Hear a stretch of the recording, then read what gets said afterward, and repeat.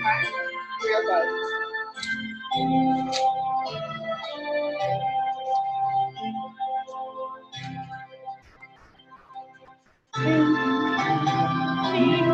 I rise in the morning, when I rise in the morning, when I rise, give me Jesus. Yeah. Give me Jesus. Give me Jesus. You can have all this world. Give me Jesus. Dark midnight was my cry. Dark midnight was my cry. Dark midnight was my cry. Give me Jesus. Give me Jesus. Give me Jesus.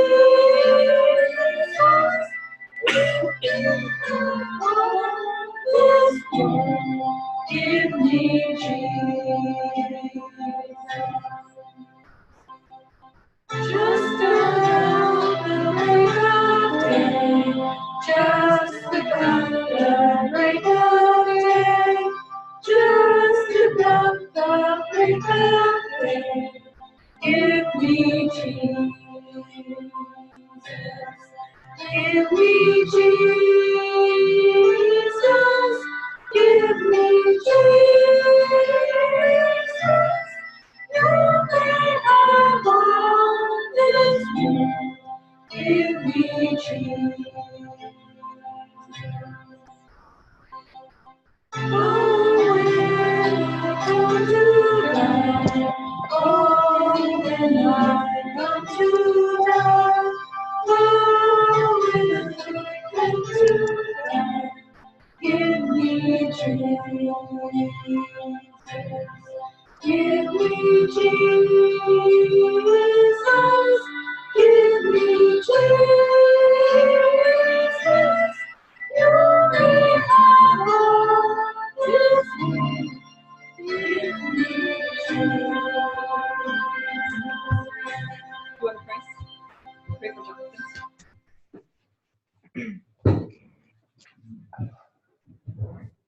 Dear Heavenly Father, Lord, we thank you for this morning and that wonderful Sabbath school that we were able to have, Lord, with that beautiful message from Paul and everything he went through, teaching us about what we're going through, Lord. We thank you for that precious light that you gave us. We also ask that you be with us for the rest of the day as we continue to go through your holy truths and your lines and understanding your messages for our time. Lord, there's more things opening up externally that we need to see, and there's still a shaking going on internally, and we have a lot we have to juggle, and we ask your help in doing so, Lord. Help us to continue to have that same want and fervor in our hearts to do what you would have us do so that we can be guided in the right direction by your leading. We ask also that you be with Brother Jonathan as he's presenting at the PC Camp meeting this Sabbath.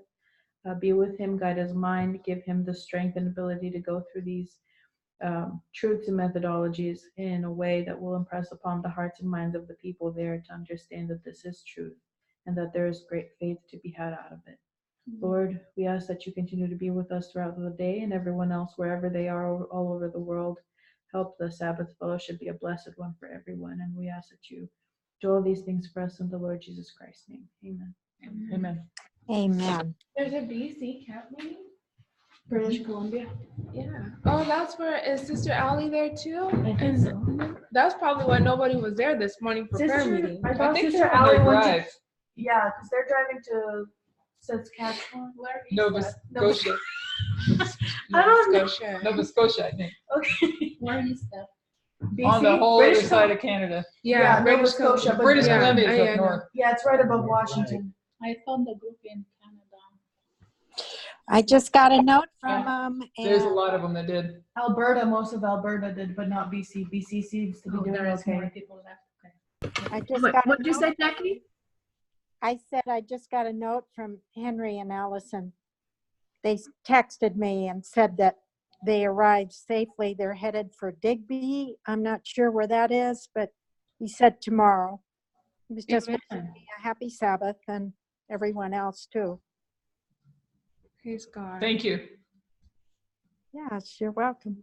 I read that she said she was going to keep Jonathan updated too. So nice to have two sources that she's keeping updated so we know how they're doing. She Well, did that's put it, for anybody that saw it on the SAC Fellowship, she put a request out there that when she is on the internet, she's hoping to see some of us post some sort of updates that will help her keep up while she moves along, because she's not understanding the external events right now that are happening with Trump and Syria and all of that. And she's hoping and asking us to help her keep updated. And when she's on the internet, she'll catch up on it. So there's a thread on SAC Fellowship page. Good. Yes. Everything is moving along quick. Oh, what happened? I don't think anything. Jackie, you're still there. She muted herself. I didn't do that. No, I'm sorry. the screen went black. So Yeah, I did that. No, we thought Yeah, that everything went shut down. I so- did mute Well, at least I myself. did. Okay. Sorry, Sister Jackie. She was still talking. Oh, I'm sorry too.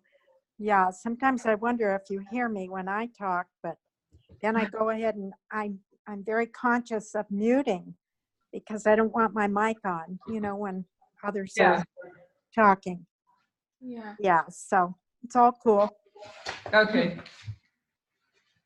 Well, in the middle, when you were talking, the screen went black, and so in my mind, I thought everything. lost you. Yeah, I thought everything shut down, and Oh. yeah, so the whole screen went black, and I was like, oh no, and then you went silent, so I was like, whoa, yeah, so sorry. So this is from Brazil. Continuing on. This is the 40th class, and this was a Sabbath. And it was just titled sermon, but it's a lot of review. And so and I think this one actually, if I sound confused, it's only because I already have next week's study done. So this one I did a couple weeks ago, and I have next week's study done, and I'm working on the ones for rescue. So if I sound out of place, that's why. So I got 4 of them in my head at the same time. So this is going to be a lot of review if I remember right. So Sabbath in class number 40. So we've come a long ways. We have For those 6 that have been more. here, we have 6 more, 40, yeah. I always have to stop and think inclusive. I think we have 7, including today, right? Oh, yeah. Okay. So today's going to be some review to go back over what we've already looked at and to make sure we're not missing any main points. As we go over and review these things, we know that not everyone is in agreement. Now keep in mind, I highlighted that for a reason. Keep in mind that this was back then in March, okay? They've known for a long time that people were not in agreement. I find it really helpful to me that what we're seeing is not just all of a sudden did it come out and this was it. We've already seen in Germany where it was stated that FFA called the Midnight Cry Messenger a left-wing socialist back in October when the message was first presented. Was that, and we're talking about her messages in Arkansas? Yes. Wow. Yeah. So it's not like, I mean, it may have caught us off guard, but they're ahead of us in what they understand, and they're teaching it as fast as they can get it out. There's so many disturbances and questions and people struggling and grappling that they can only put it out there as fast as we're able to handle it. If they're in the hands of the Lord, that's how the Lord does it, right? He puts it out as fast, but yet at the same time, we need to be grasping it. So they've known for a long time, and been working with it, and probably prayerfully that it not happen. Yeah. Okay. So my point was is that this is March. I don't want to interrupt No, go ahead. anymore. But so they're having, so when we're talking about conversations that they're having, this is conversations that they're having as beyond getting it out to us that we're watching it through online. Beyond getting it to out online, but for future for America to say that left-wing socialist, that she had to be speaking, because in Arkansas, she was presenting not on the messages that is out now. That first line of messages was on it was on why am I forgetting? November 9th, sorry. Yeah. It was on November 9th and pointing to November 9th at that time. So they must have had other discussions that we didn't hear about that they heard. We have heard that Oh. that November 9th, the date was accepted, but what wasn't on camera Mhm. is the discussion afterwards about the two streams of information. Right. Yeah. And that the two streams of information, which takes you as well to the conspiracy theories and goes back to conservatism, all that was witnessed at that time. Oh, wow. Well, we didn't hear If you it. had the hindsight, you know what I mean? If you had the eyesight to see it, not hindsight, but if you had the eyesight to see it, you would have. But look at how we all responded when the dress issue came out, right? Mhm. It took a while to think it through and grapple it, and you know what I'm saying? So these things have been coming out, but it's been happening for a long time Oh, wow. before we actually saw it ourselves. You know what was really funny about that pant issue is I had tons of pants, and I finally had cleaned out my closet. I filled up 4 I know. or 5 bags, So and I had them all taken to the Goodwill. And then right after that, Oh. and I'm like, oh my gosh, I should have held on to a few of those pairs. But I really surrendered, is what I'm saying. I really surrendered it, and then So you it's passed so the funny. You Huh? passed the test then? And I then guess you passed the so. test now. Amen. And we're that's following the what Lamb, as Christina put it last night. We're following the Lamb whithersoever he goeth. We went with a willing heart, Amen. believing that we were doing the right thing. Yep. And so even if it was the wrong thing, it's what's in the heart. That's what he looks at. Amen. Yes, God. And how did we respond to it? So anyway, so as we go over and review these things, we know that not everyone is in agreement, and we're not threatened by that. Everyone can study according to their own will and teach as they choose to. That's not personal, but when we review, when we share these messages, we will share them as we understand them, and then people can decide, but it's not personal. Whoops, I'm not sure what I just did there. I don't mean to laugh. No, that's okay. Let's start this again. In today's revision, we're going to start with Acts 27, where we began. It's not a coincidence that this is the 27th chapter. We're only just beginning to realize the importance of the number 27 as a prophetic symbol. We're going to see it connected to the date November 9, and as we study revolutions in the next few studies, it's a reoccurring theme.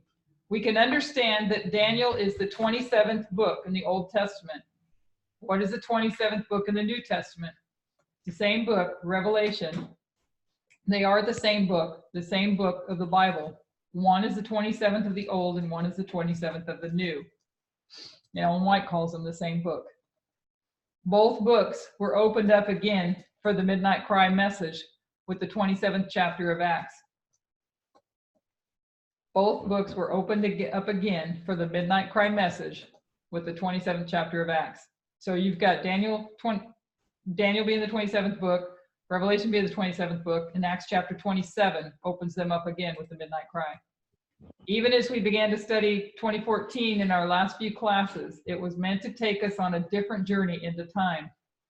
Without it being intentional, it brings us full circle back to Acts 27 and the journey of the ship. We got the ship of Adramyttium, and we also last week was discussed the ship of Alexandria. When we consider the first ship, the ship of Adramyttium, this is where we began, the first of our two ships. It began in Caesarea with the first angel's message delivered to 2 men at the time of the end. Those 2 men were Felix and Agrippa. Felix represented a state power, the United States, and we saw him transfer from Felix to Festus, the same way we recognize from Reagan to Bush. So we saw, at the time of the end, 1989, transfer from Felix to Festus, just like we saw Reagan here, and then to Bush. And Agrippa, he was the church power, the son of those that killed the prophets. the symbol of the fourth generation, the symbol of the Adventist church. We begin at Caesarea. Whoops, sorry. I got to get remember where I'm at here. So we begin at Caesarea, and we identified these two men. So does everybody remember from way back in the beginning where we began with, not sure how much you were here, but we all have this in our notes with the ship of Adramyttium and the ship of Alexandria. And we went through extensively Felix and Festus. Felix represents the United States. Agrippa represents the church.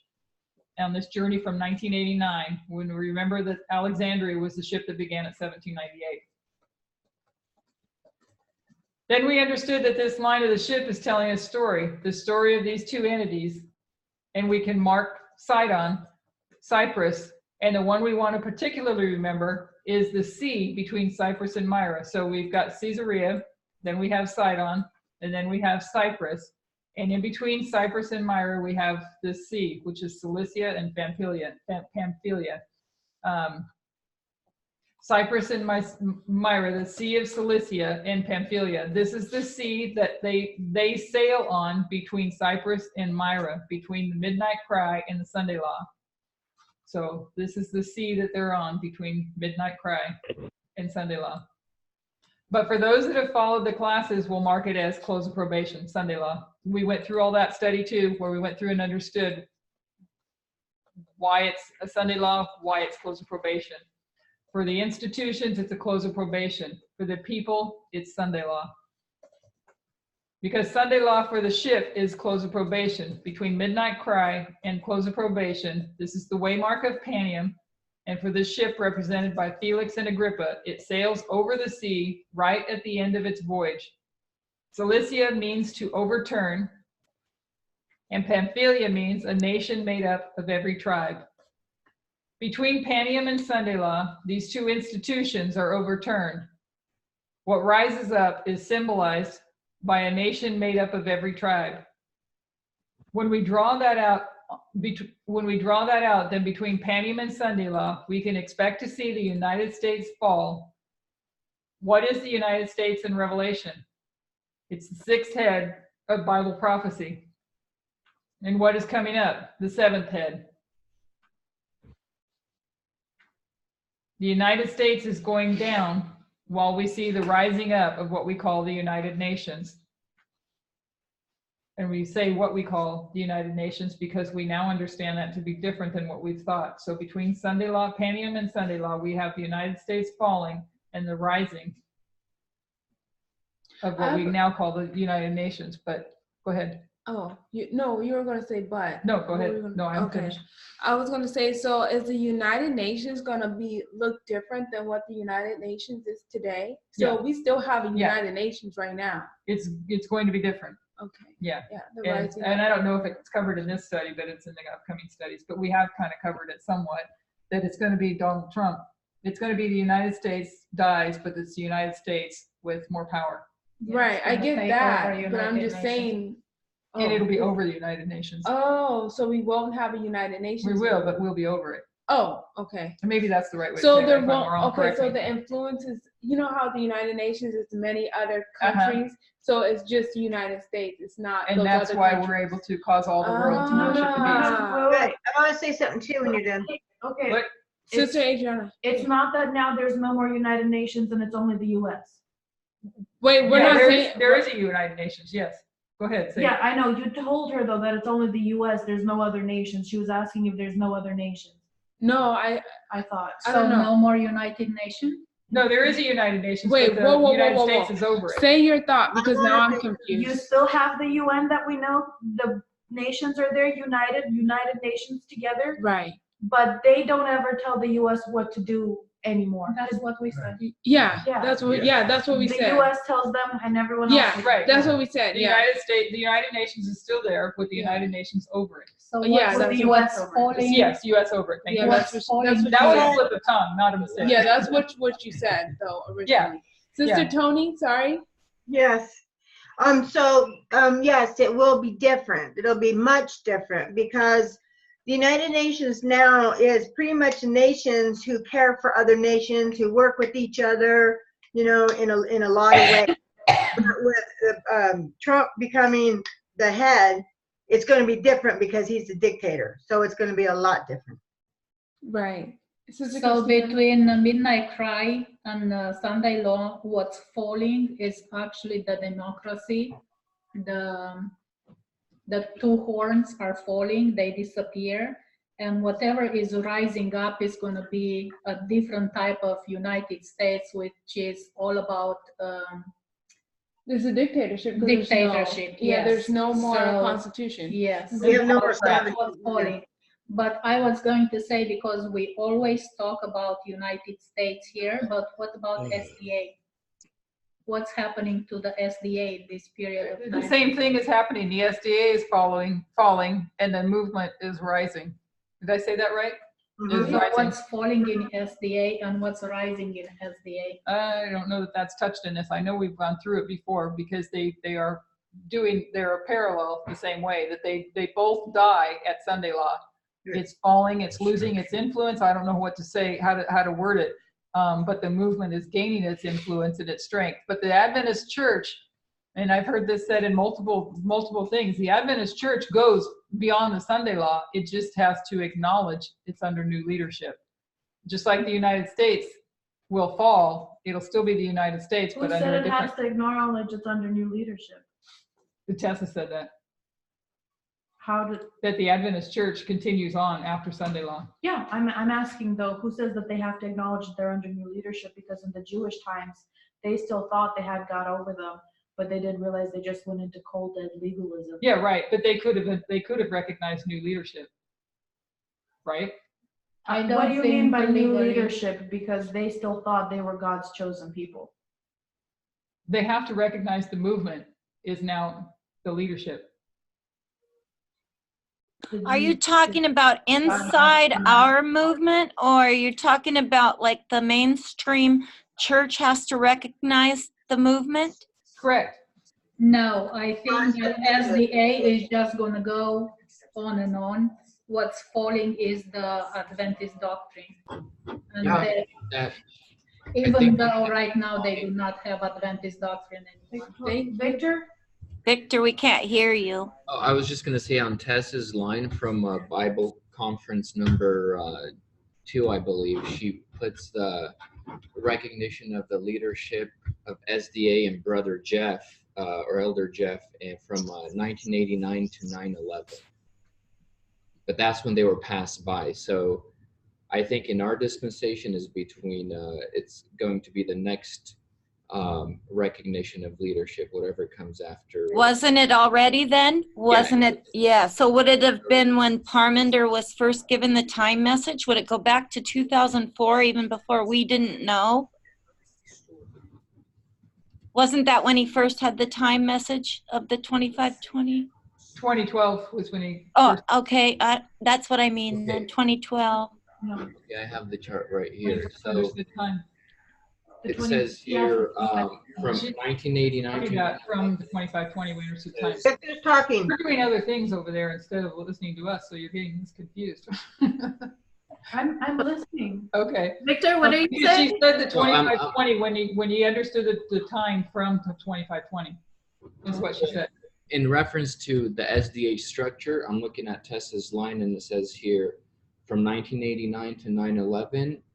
Number 1 is Daniel 11:40 to 45. That's the message. And then the leadership is Elder Jeff and SDA structure. So the SDA structure had to acknowledge or receive the new leadership that was set in place by the Lion of the tribe of Judah in that time period, which was Elder Jeff. So SDA was passed by in that period. You're So talking about the what Bible. You're talking about the Bible commentary video, right? Yes. Okay, I know what you're. Okay. So what I'm understanding then, Adramitium is the line of our movement. It's not SDA. Response is Dr. Robertson McQuilkin, How much past more do you president have? of Columbia International University from 19 Turn that. to 1990. I can't do it while I'm on here. Got it? Okay. Okay, so the question is that's coming up, if I'm understanding correctly, is questioning on what I just said. And I've heard it said multiple times that at the Sunday law, it's the institution of the United States, the institution of the Adventist Church. But if I understand correctly, Adventists can still come and acknowledge there's a new leadership. But did you understand what Victor said? Yeah, he's talking about prior to. He's talking about prior No. to. This Adramitium ship starts in 1989. Right. So who starts in 1989? Jeff Pippinger, I got that. So that's our message. This is not SDA. I don't know if I'm saying what I'm saying in a Agreed by confusing way. Jeff Pippinger. Yes, but if I'm understanding what you guys are saying, and help me if I'm wrong, is then what is the point of the ship going all the way till the Sunday law? That's the issue, is that Bible commentary line was something different than what you're Correct. talking about. Correct.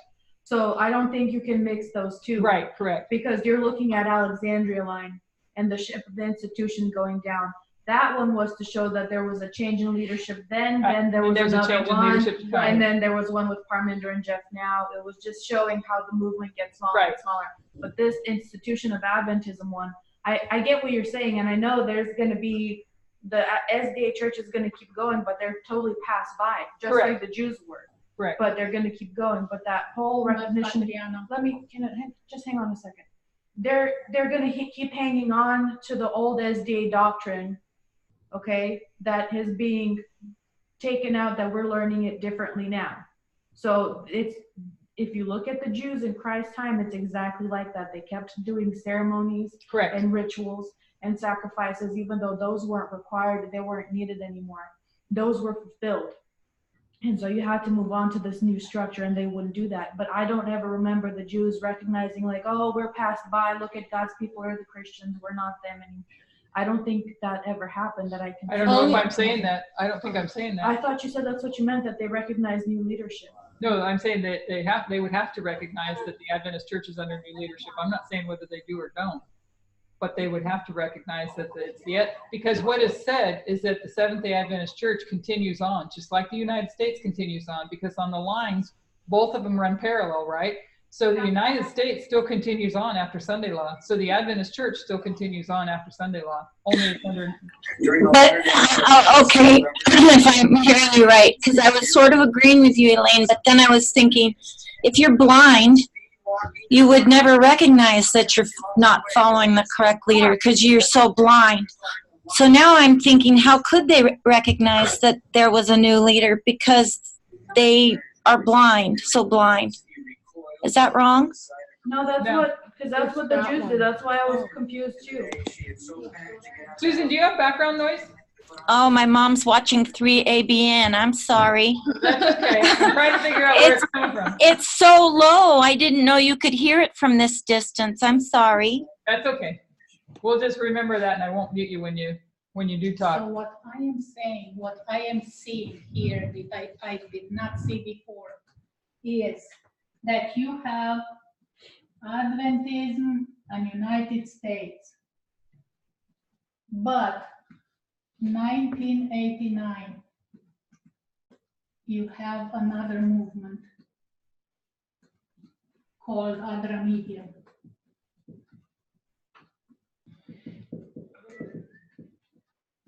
Which is Jeff. No, that's not. At Panium, Paul, or our movement, because we divided, right, becomes the leader. And it's going to be this one that's going to have to recognize here to be the real movement. It's this one, not SDA. That's not. It's not like this? No, Sister Tess says Adramitium is also representing the institution of Adventism. They're both representing the institution of Adventism. Which I'm pretty sure is what I'm saying. Asking. Yeah.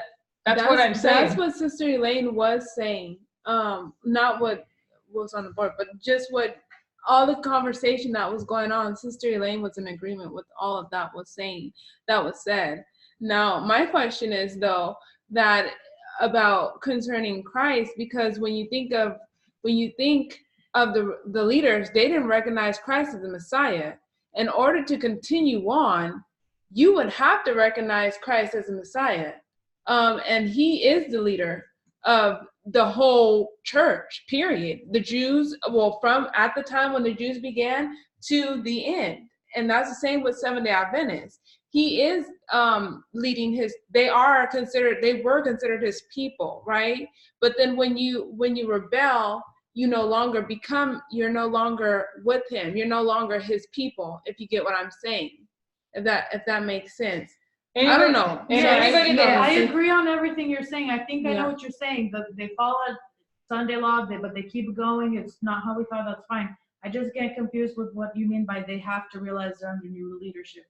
Who has to realize they're under new Well, leadership? And if how? you have the Levites that come out between Panium, Midnight Cry, and Close Probation, or Sunday Law, right? Yeah, Anybody else that joins the church after Sunday Law is a Nethinim.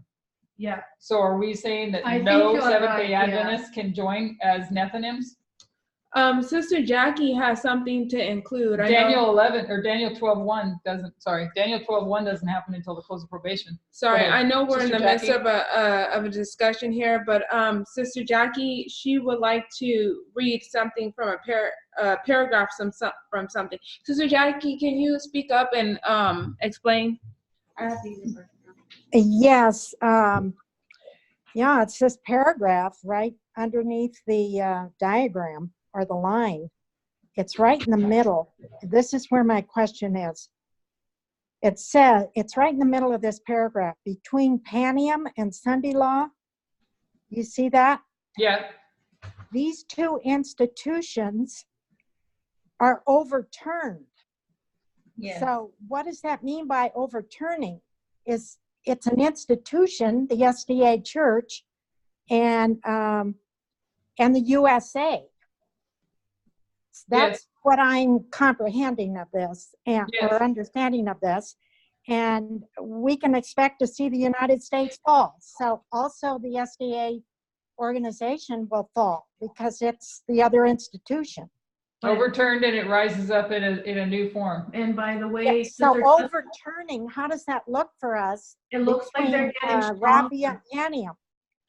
So what Sister Tess said is the overturning of the United States makes it a stronger dictatorship kingdom.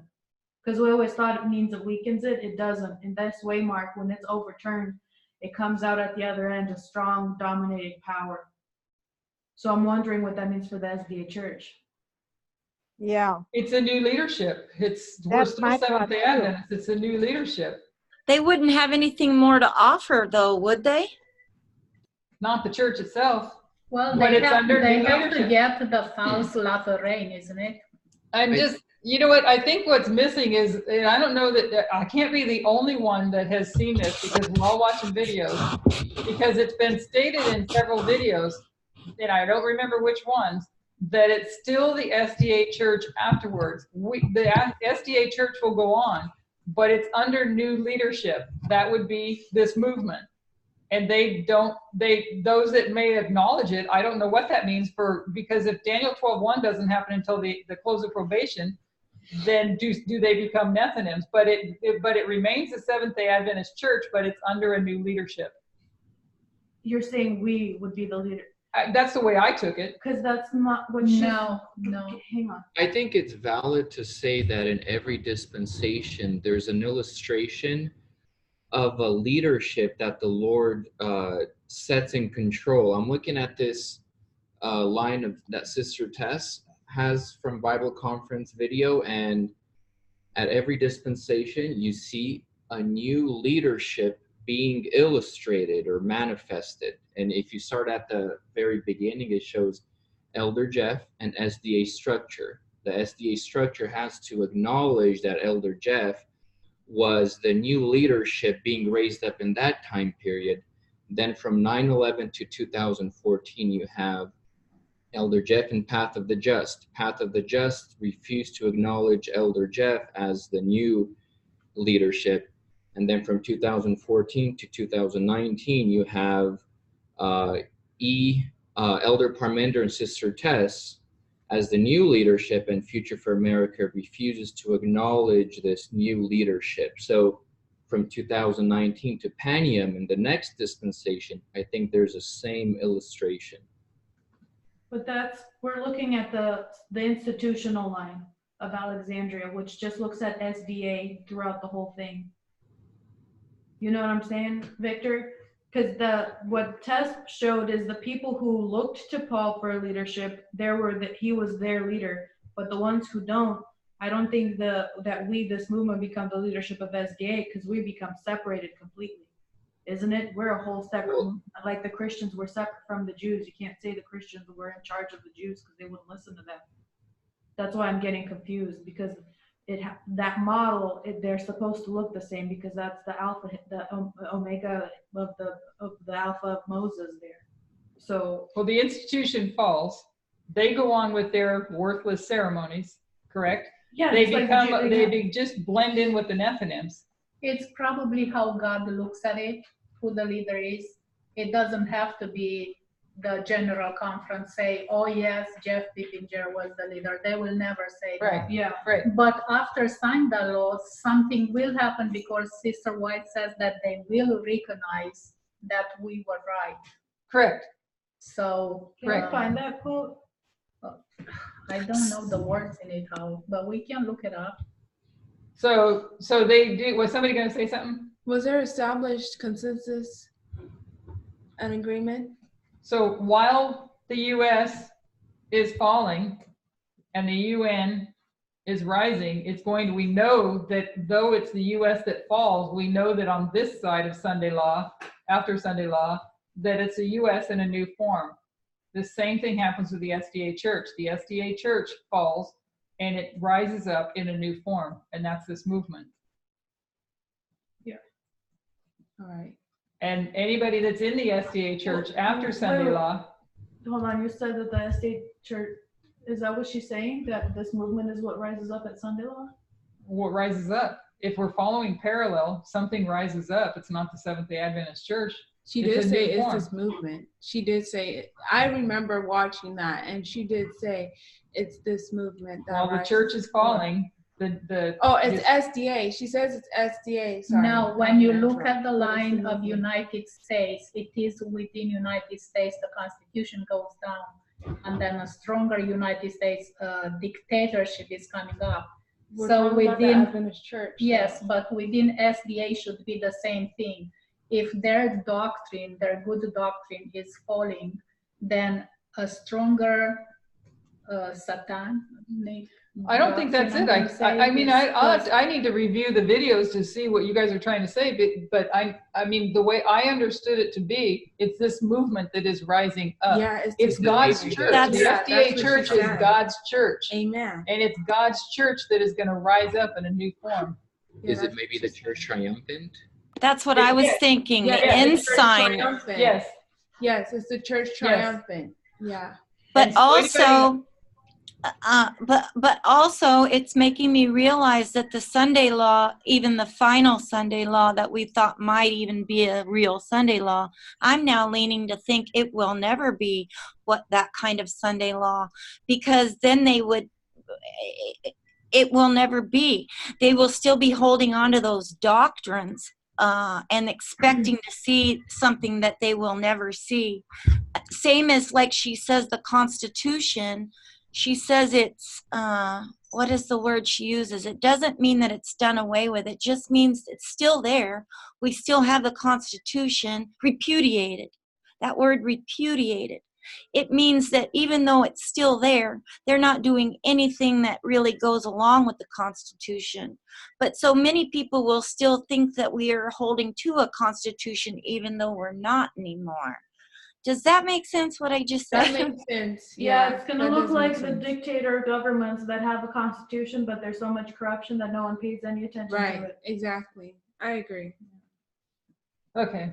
So the United States is going down while we see that the rising up of the United Nations. In this first line, we trace these institutions from 1989, the Sunday law, and it marks its end or its closed door, and it marks this particular overturning beginning at Panium. The fall, and it would make sense that the church would begin this, because she has shown it on lines. This one just isn't covering it. She has shown it on lines when you go through the beginning of our classes Panium, she puts parallel here, the SDA church at Panium beginning to fall. And you think about it, because that's Pentecost, and that's when we go to the Levites.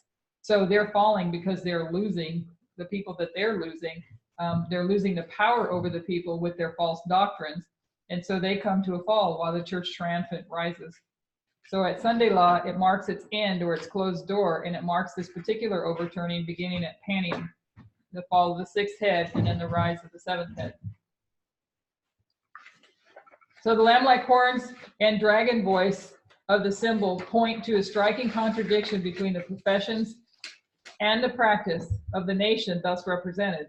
The speaking of the nation is the action of its legislative and judicial authorities. By such action, it will give the lie to those liberal and peaceful principles,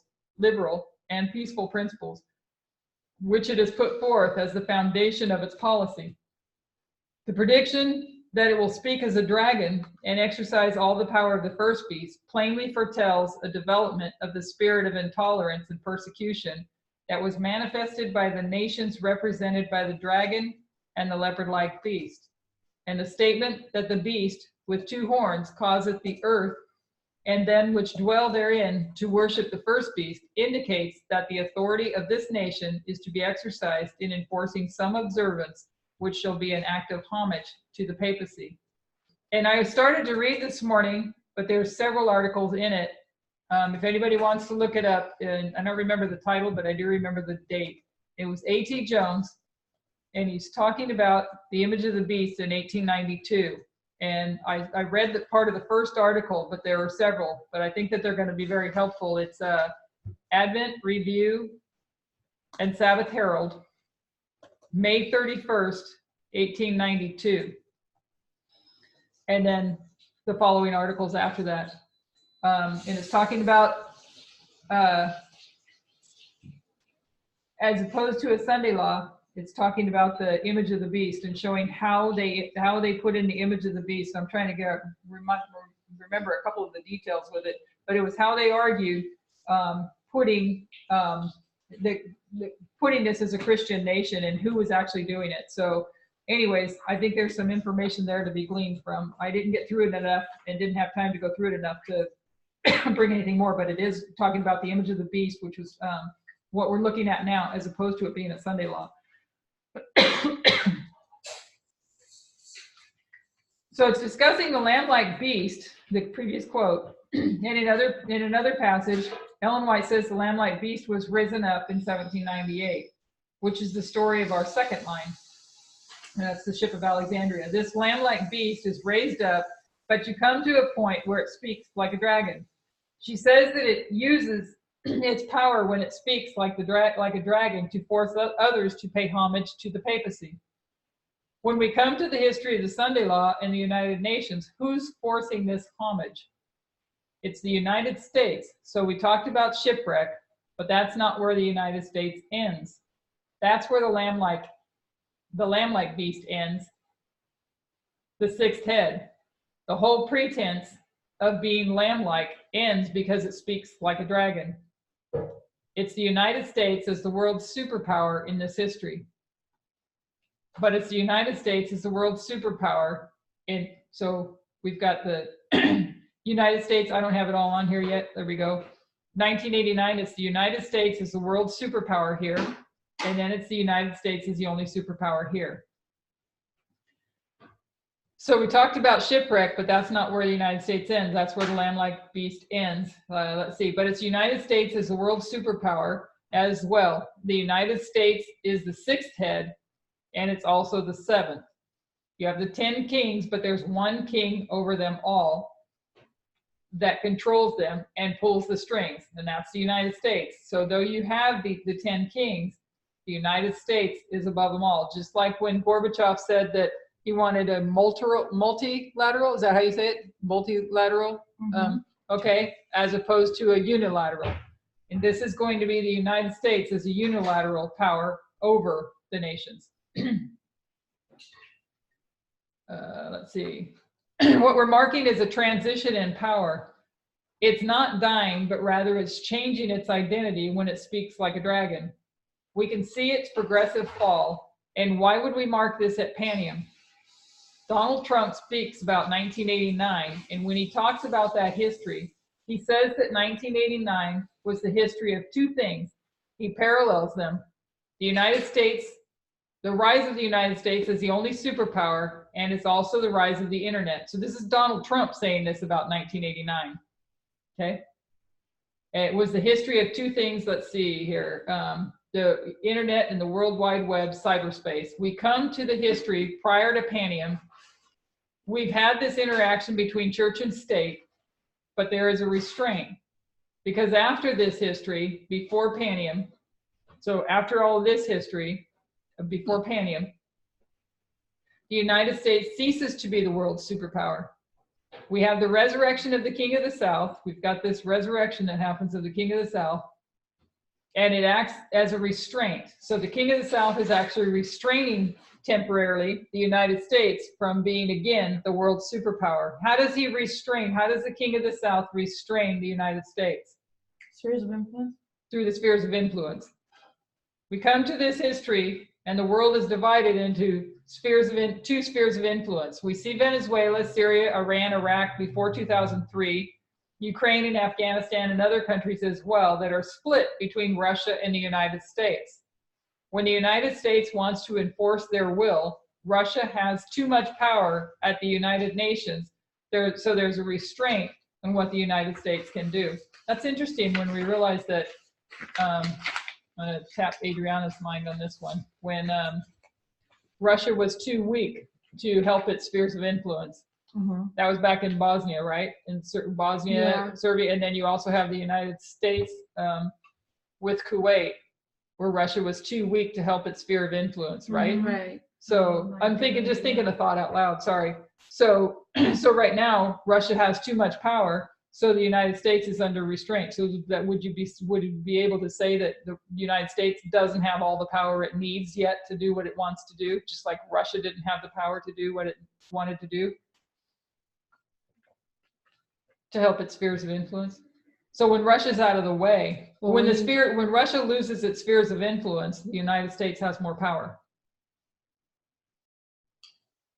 I see where you're saying, because it does look like a similar thing that's happening to the US, but I don't know if it's exactly the same as a switch of that application.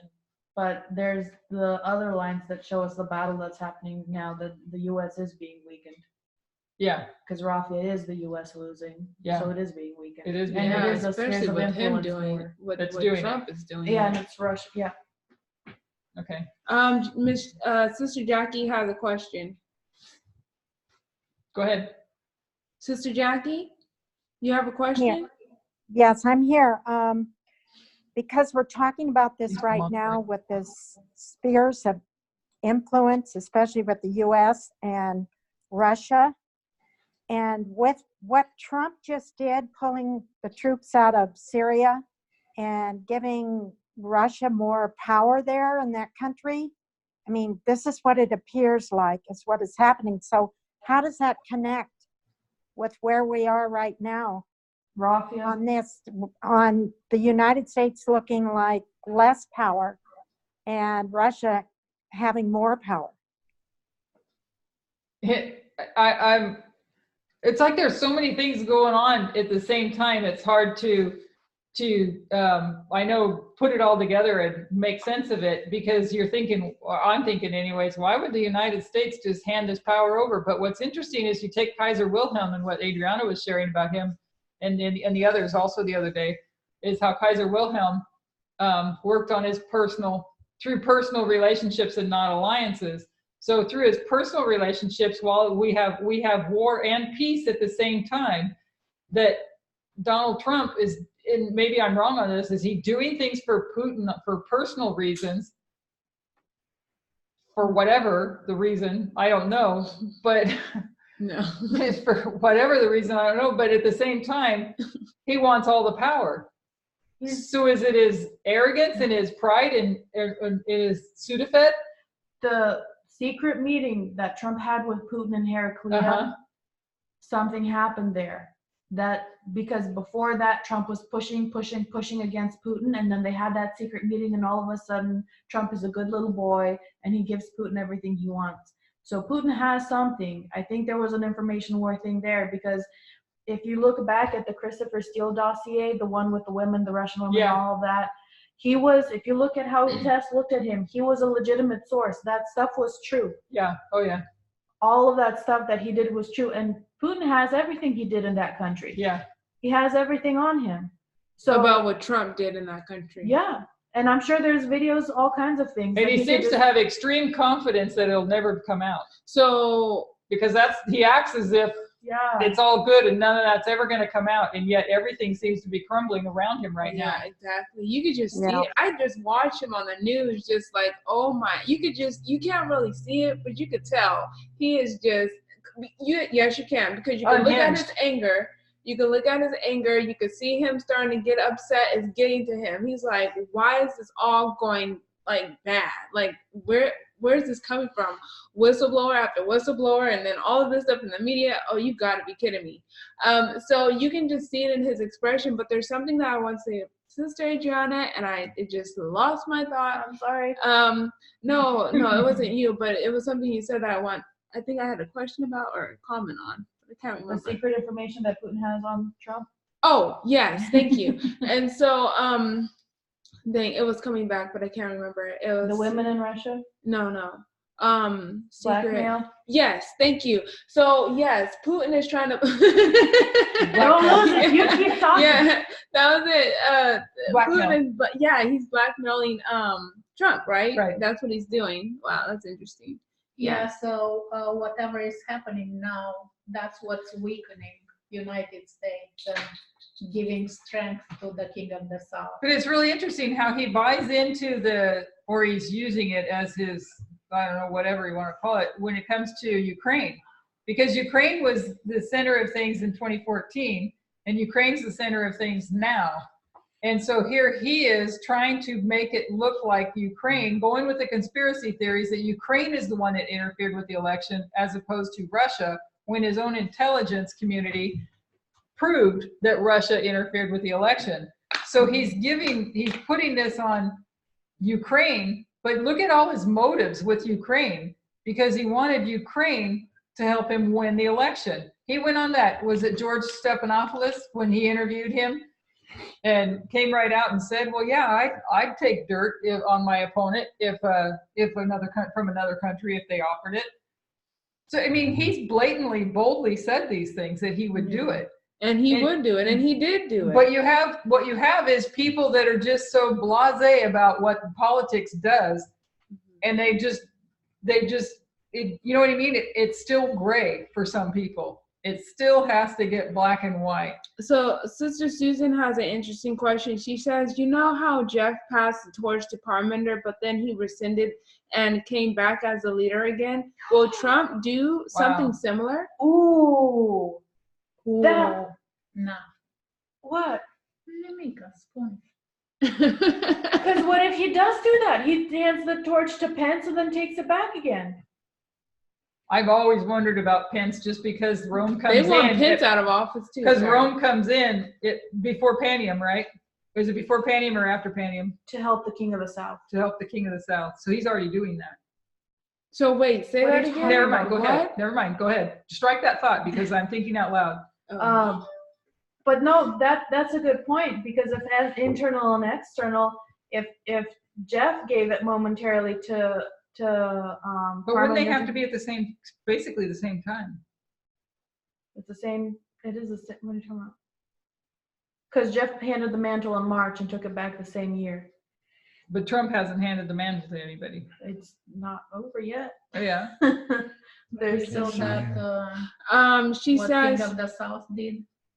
yeah, that is what Putin did. Yeah. Yes, he did that too. With Oh, that yeah, one Putin guy. did. With What's the thing? Medvedev. It starts with an M. Medvedev. Yeah, with Medvedev. Medvedev. Yeah, Medvedev. Yeah. for different reasons. Right. Trump is literally, Sister Susan goes on to say, Trump is literally fornicating with women, but also with the daughters of Babylon, both spiritual and literal. That's her thought. Yeah.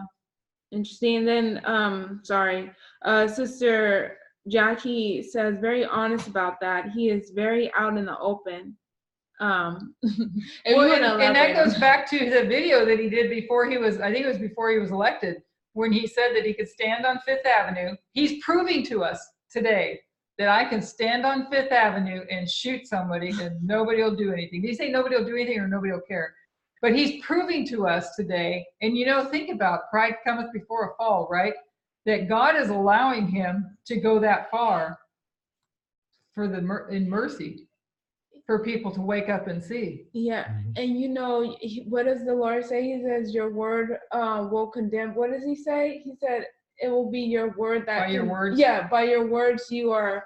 What did He say? By your own words. words you'll be condemned, something like that. Yeah, but there's something else to it. It's by your own words. You're either lifted up or convicted by your words.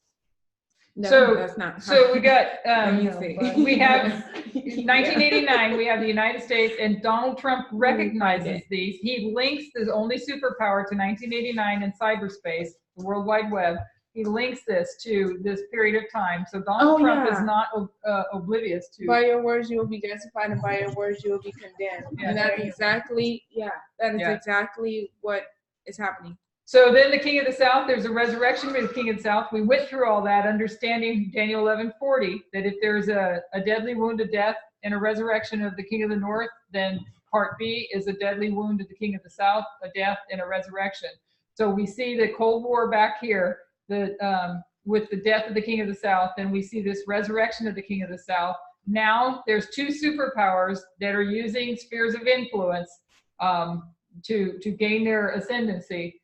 And we know that at Rafia, somewhere in here, and we see this in what is happening today with Syria and Ukraine and the different things that Donald Trump is doing, that Putin is winning spheres of influence. Okay, but then we also know afterwards that the King of the South dies here, gets a deadly wound again, and then he dies. And he has pirate victory, so while he's winning, he's also losing. Yes. At Panium, the King of the South is defeated. We've studied what defeat looks like. What is Panium to the King of the South? It's not the death, but it's the deadly wound. The fall of the King of the South is progressive from Panium to Sunday Law. The deadly wound and then the death. As the King of the South falls, this history is repeated and the United States rises as the only superpower. So the history of 1989. After the Cold War, 1989, the same thing at Sunday Law, because the King of the South received a deadly wound and went into the Cold War. The United States rises up as the only superpower at 1989, and then again you're going to see that at the Sunday Law. The United States comes into power at Sunday Law, but it's different. It's a different identity being marked in prophecy. The seventh head is that of a dictatorship, unrestrained, and it speaks like a dragon. When we come into the history after Sunday Law, with more than one identity, we have three. We have more than one identity, we have three. So after Sunday Law, we have a dragon, a beast, and a false prophet. The false prophet is speaking like a dragon. And are they sharing different opposing messages? Because you have the dragon, the beast, and the false prophet. Are the false prophet and the dragon, are they sharing different opposing messages? Is the dragon and the false prophet after the Sunday Law in opposition to each other? Or are they sharing the same message, the same disinformation? This is unity after Sunday Law. The dragon and the false prophet are saying the same thing. If we make this 2014 and we talk about the dragon and the frogs coming out of its mouth and the frogs coming out of the mouth of the false prophet, they're saying the same thing. They are on the same side because they are at Sunday Law, the false prophet speaks as a dragon. Sister Elaine, before you continue, Brother Christopher asked, I don't know if you'll be able to do this, but he says, can you repeat yourself about question on Trump? I missed the point there. Which point? We just talked a lot about I know. it was going back in memory. That was a long question. Which point about Trump? Which point about Trump, Brother Christopher? You did mute his mic. Could you put it in chat, the question that you're referring to? Sister Elaine has a hard time going into unmuting and muting mics. So I got him. Oh, you got him? Okay. Oh, I hit unmute, but you're not unmuted. Yeah, he's there. Oh, is this No, that's thing brother. No, that's brother Victor, but he is still mute. Unmute. Maybe he's muted himself. Yeah, I don't know. Well, Sister Elaine is trying to unmute you, Brother Christopher, but she's having difficulty doing so. So if you want to put down, Here, he's got it. He's got it. all right. Go ahead. Okay. My network is I guess I'm born that you don't something that see the to Brother Christopher, we're having difficulty understanding. It's like coming in and out. Start from the beginning. that's the point I mean. I think chat would have That's the point that I want, and another thing is going on. I just come in, so that is what I want to understand. Wow. You're going to have to put the question in chat if you can. And because you're cutting in and out on us. So put the question in chat and we'll see if we can figure out where you're talking about, what point about Trump. Yeah, if you could put your question in chat, that'd be helpful. Sorry All about right. that. Okay. Sorry about that. Mm-hmm. Okay. So again, you've got the United States is the only superpower, and you've got Panium where you have the fall here. We've got the King of the South receives a deadly wound and then a death at Sunday Law. You've got the King of the South at 1989 receives a deadly wound and then a death. We know 1991. And then you see at the end, you have the dragon, the beast, and the false prophet. That's confusing me with a line like that. Why? Yeah. Okay, so Why? what is that saying? I mean, is this what are you pointing here? Say that again. Start. 1989, the King of the South dies. Okay, the USSR. I get that. I know. Then it's a deadly wound and then a death. Yeah, I get that. And then he resurrects in here, which I might have on there, but I'm afraid to click one more time and see it come up, just have it disappear. Okay. So he resurrects here, right? Okay. Uh-huh. And he acts as a restraint against the United States. Right. So at Panium, that's what I'm talking about. So you're saying he rises up at Panium? No, he rises up in here back in 2003, 1999. Right. And then he gets another deadly wound. And he gets a deadly wound. Panium. And then a death at Sunday Law. Oh, okay. And then you have the United States as the dragon, beast, and false prophet from Sunday Law to close of probation.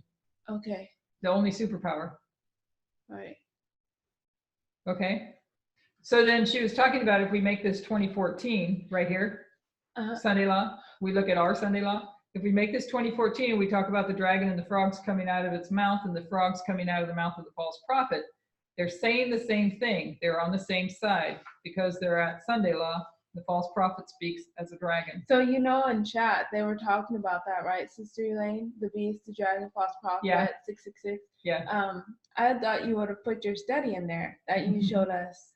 That how you got that. I don't always have time for those chats. Oh, yeah, it was I saw pieces of it that it was being discussed. Yeah, it was being discussed. It would have been nice if you put your I don't know. I mean, that's what I have heard both Parminder and Tess allude to, but not really say it is as plainly. But that was something I've been seeing for a long time. You mean that the 666 is all the United States? Yeah, then you would have put that. Because the United States is a dragon. It speaks like a dragon. It is a beast because we know in Revelation 13 it's called a beast. So then, if we have Seleucus coming back as the papacy at Sunday Law, who is that? You're over my head there. Okay. Seleucus comes back at when? Sunday Law. At Sunday Law. Off of the Third Diadochi War and World War I, you have, Third Diadochi War specifically, Tess said that we need to look at what Babylon is going to look like when they come back at Sunday Law, because this land is showing that they're coming back at Sunday Law. Rome.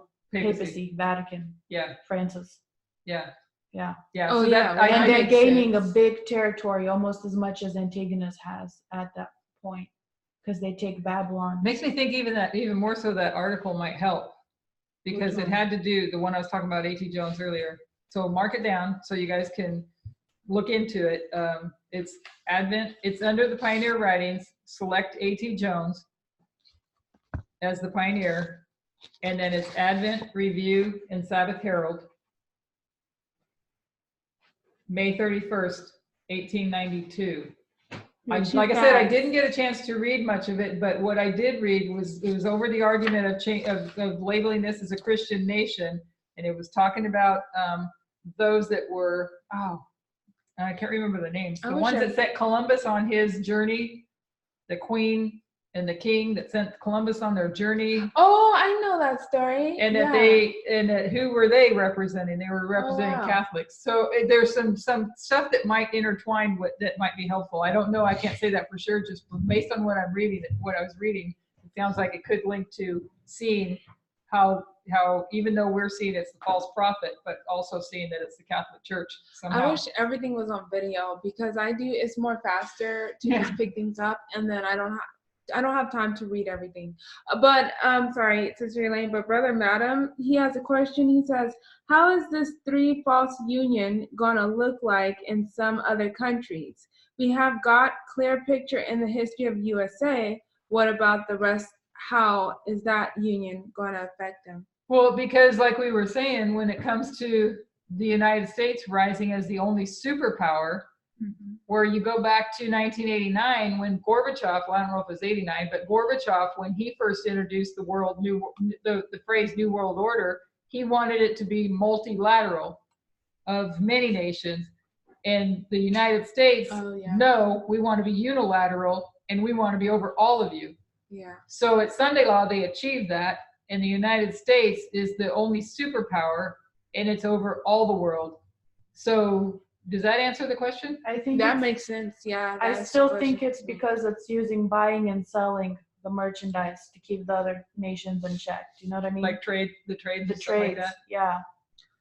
Well, when they became because the it's only been into the- superpower in 1990s, they went in Iraq and destroyed that country Right. and So made it dependent on US support. yeah, so everywhere is going to So, be like that yeah. because it's going to be a huge economic So if they want to failure. be economically successful, Yeah. they have to bow down to what the United States says. Yeah, and that's what they did. Every country that I think Trump puts tariffs That's on and totally Egypt. stops trade, Yeah. then those countries have to figure out amongst themselves, or maybe with the help of Russia, to get trade going or something so that they're not falling economically. But when the U.S. takes, when you don't have Russia to help as an option anymore, you have to do what the U.S. says the way Trump wants it to do, or otherwise you're not going to get any kind of trade agreement. No one's going to buy your stuff here, and you're done. And if the Trump and the U.S. is in charge of the UN can't help you either. So you have to do what U.S. wants you to do and how they want you to do it if you want to not have all your people die.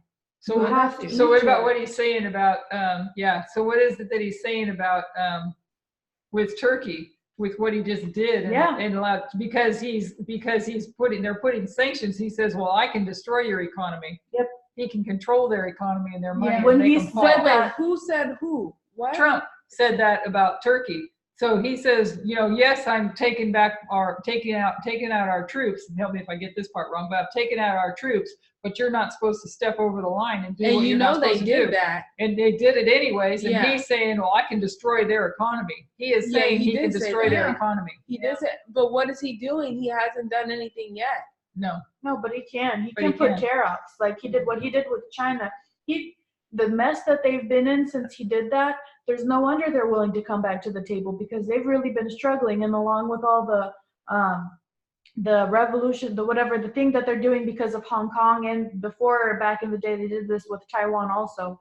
But there are these little regions that want anonymity from autonomy from China, and they're like, no, we speak the same language, you're part of us, and we're gonna, because Hong Kong used to have a huge economy that China relied on, so they were nice to them. But now that China has a bigger economy, they don't care about the time limit isn't even up.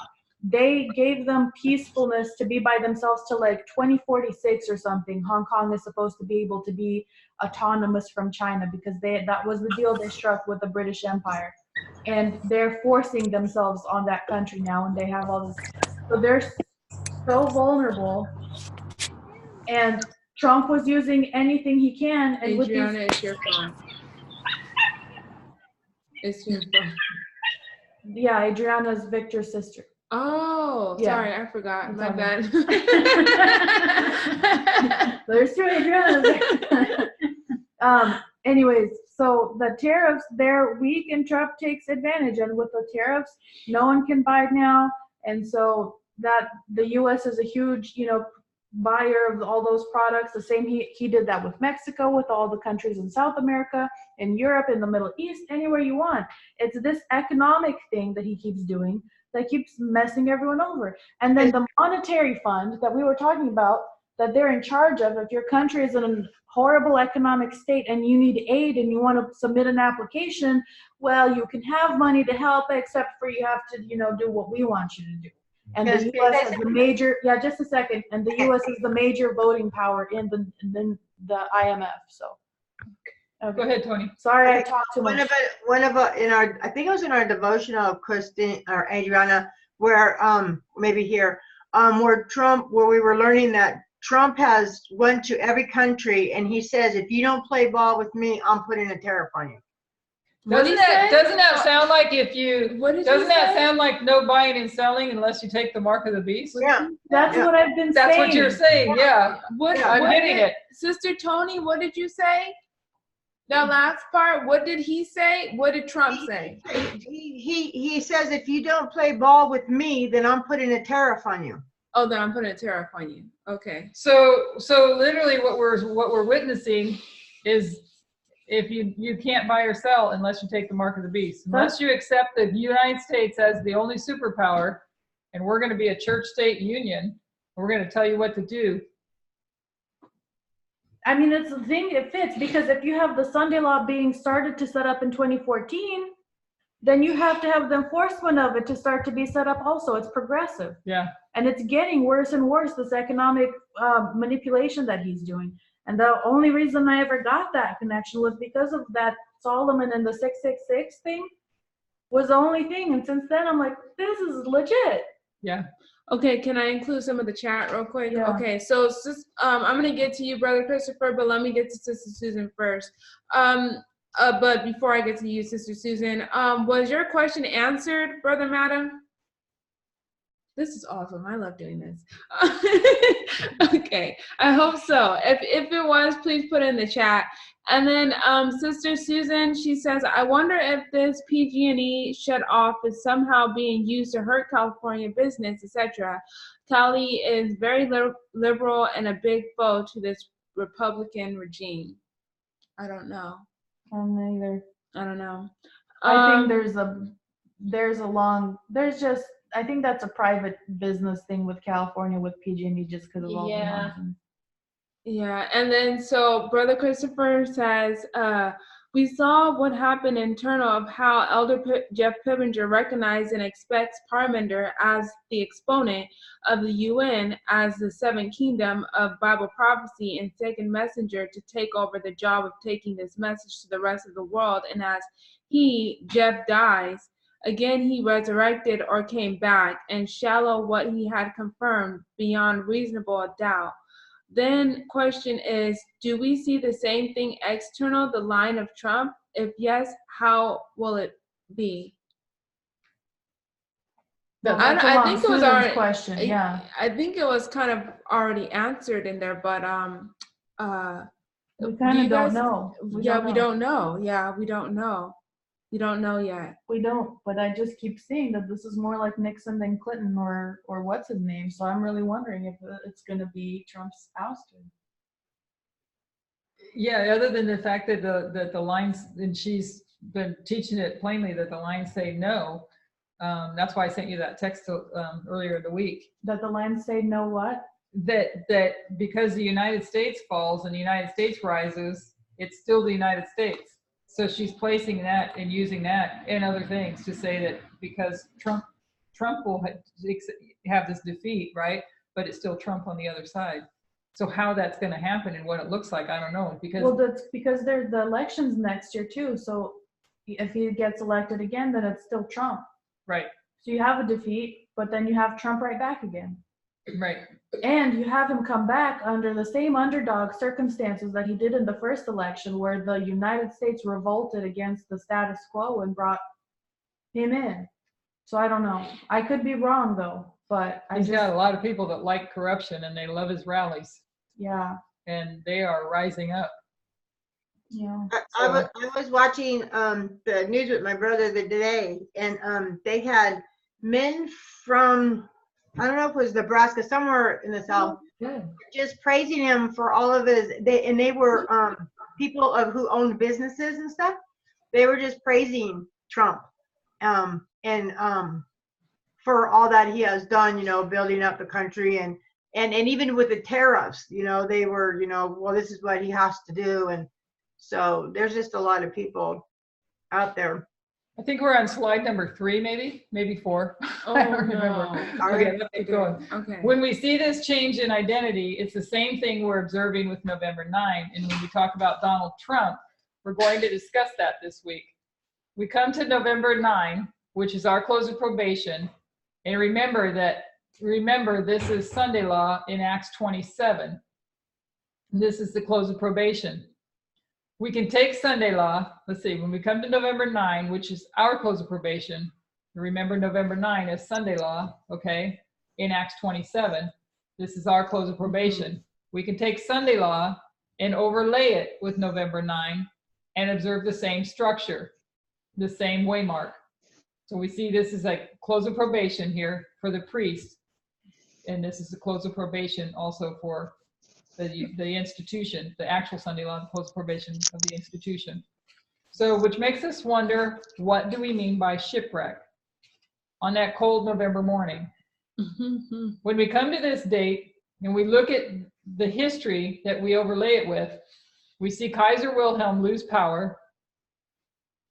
We see Hitler have his moment of epiphany or waking up. We can see the fall of Robespierre and the rising up of Napoleon and others, Lenin for one. So in each history, there is a dictatorship. Prophecy isn't making a change in people.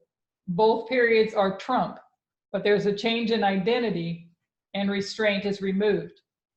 He was elected in 2016, a dictatorship began, but it was a restrained one. December 19th, last year, more restraint was removed, as we saw at Heraclea. And November 9th, we see more restraint is removed. It's a transition period. Changing identity, but not the individual. Same way we could line it up with Sunday law, the 6th and 7th heads. So. Yeah, but it seems to be saying he doesn't get impeached. It just sounds like he gets resolution and gets unrestrained. But if he were to get impeached, he doesn't get removed from office unless the Senate votes. What I'm talking about, the Senate removal is what I'm talking about. Oh, okay. So if he gets impeached, he's going to have a revolution of his support base, right? Of his base, the people. And that's what I was bringing up with Kaiser Wilhelm. Kaiser Wilhelm, I think I talked about it last night, that part of this, when Kaiser Wilhelm abdicated the throne on November 9, there was a mutiny. He was sending in, this is why I think this kind of links with some of this, but I'm not sure. Somebody's got to mute. Sister Elaine, I think it's Or somebody got a question. No, I think it's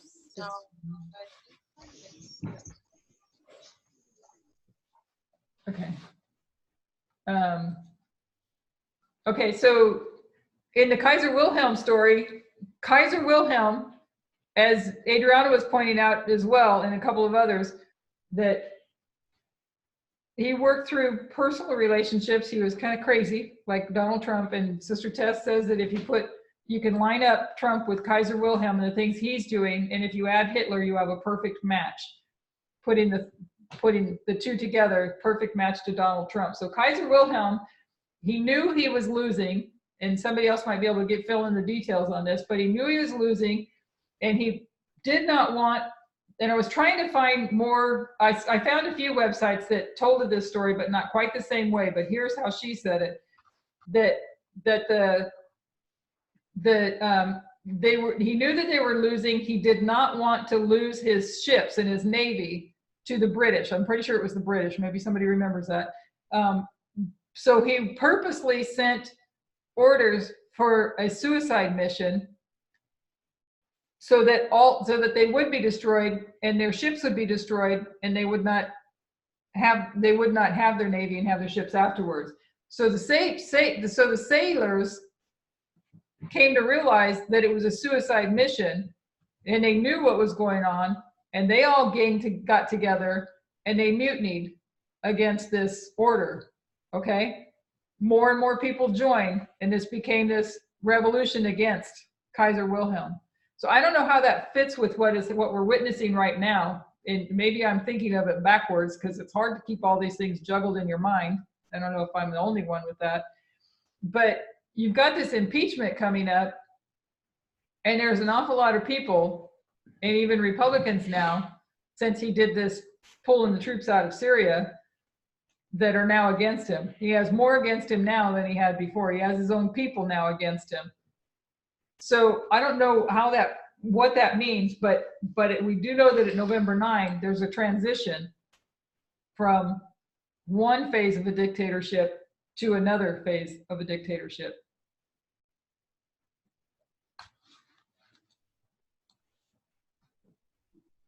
From there, we went to the second line of the ship of Alexandria. It took us from 1798 to Sunday Law, which Sunday Law is shipwreck.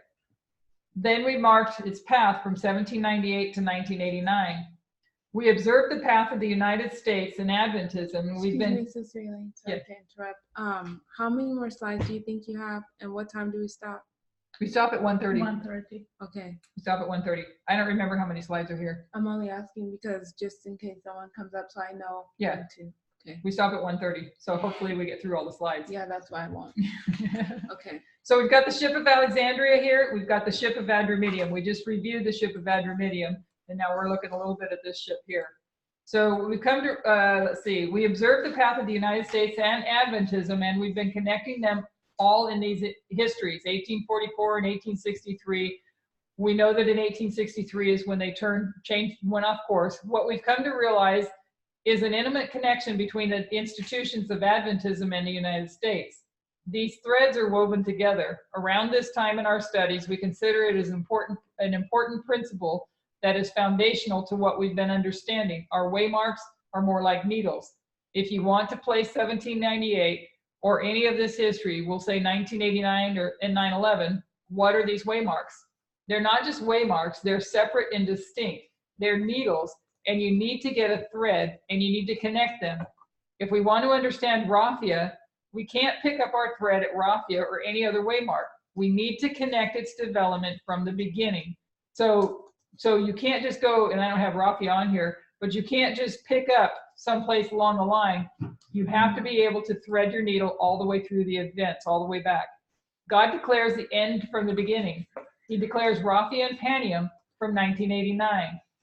And there are many things we saw at 1989, the United States being the only superpower, the worldwide internet. You saw the King of the South receive a deadly wound, and then die. And then so you know that at the end will be like the beginning. So we increasingly used to connecting our threads. We've become increasingly used. So let's see. We need to connect it from its development at the beginning. God declares the end from the beginning. He declares Raffia and Panium from 1989. We've become increasingly used to connecting our threads. We might not have noticed just how much we've used this in our classes. Elder Parmenter also is saying this is when he says 1798. You all have this activity between Egypt, Syria, and the powers of Europe. And he's saying that we need to connect 1798 to August 11, 1840. So you have to be able to thread the needle in these events, always. They have the same powers in both histories. So in 1798 and August 11th, you have the same powers, the same Egypt, Syria, and Europe. Then he goes further than that, and he starts talking about Syrian wars. We're not only connecting our thread between 1798 and 1840, We begin to see the history in between. The dates don't have to be of particular interest. We can note some September 11th. So in that period in between, you can see some specific dates that might be on September 11th. But it's tracing that whole history that gives us insight to what is happening. So just like tracing our whole history gives us insight to what is happening, tracing this whole history is giving us insight. If we can connect 1798 and 1840, we need to also connect our thread between 1989 and 9/11. And the reason this point is being made here, but is being made even more so now, because Elder Jeff is putting other dates and other events that don't fit on the line, and you can't trace the thread. One, when he talks about Hillary Clinton in 1996, it's not something that you can. Is she saying that, or is that coming from you? That's coming from me. Okay. No, what she's saying, is that coming from what she's reading? Or? No, it's coming from other stuff that I've heard as well. Okay. Because other presentations, she's talking about what I'm hearing is that, I think it's in the Australian ones, is that Jeff is reworking, and in order to justify the Dragon, the Beast, and the False Prophet being CNN, Fox News, and the Catholic Channel, all these things. And he's also, because we're seem to be suddenly socialists and Democrats, right? So he's using things that Hillary has done back in 1996. Yeah. But you can't you can't thread the needles of those events. I heard that. Okay. So, huh? I think he's Republican. Sister Christina said she's sorry. I'm just kidding. So if we can connect 1798 and 1840, we need to also connect our thread between 1989 and 9/11.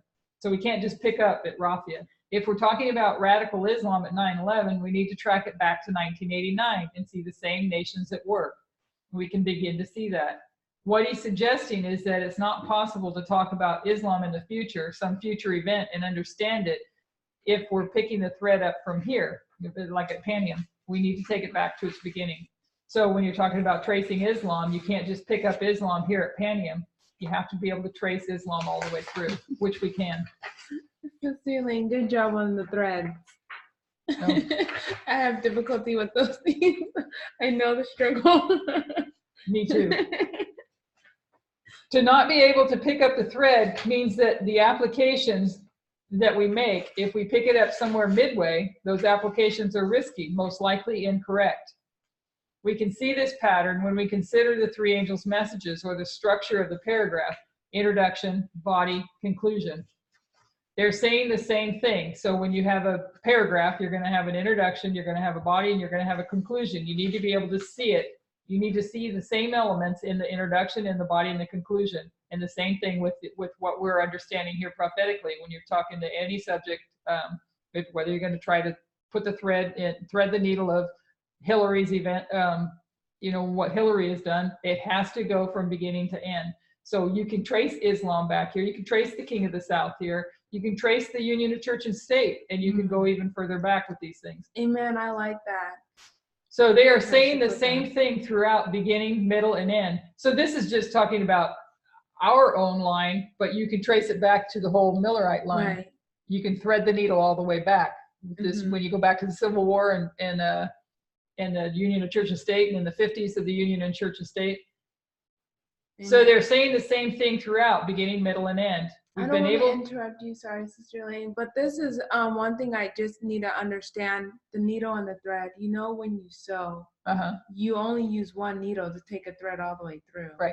So we have each needle. Like, I'm trying to understand the natural to how she's applying it. Do you get that? The needle is the topic, so Islam. And I get that. Yeah. So you can only have one.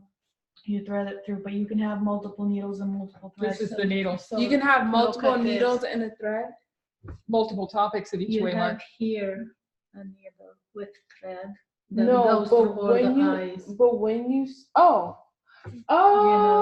This is your story that goes like this. It's like an eye of the needle here. Yeah, I get that. But this is the thread, how it goes. Yeah, to do so your it connects story. all the thread. Yeah. But you're not sewing, right? The point is that the thing goes all the way, Yes, goes through all the yes. needles. So you could have Oh. a needle with a thread here that you pass it through all the. Right. Right.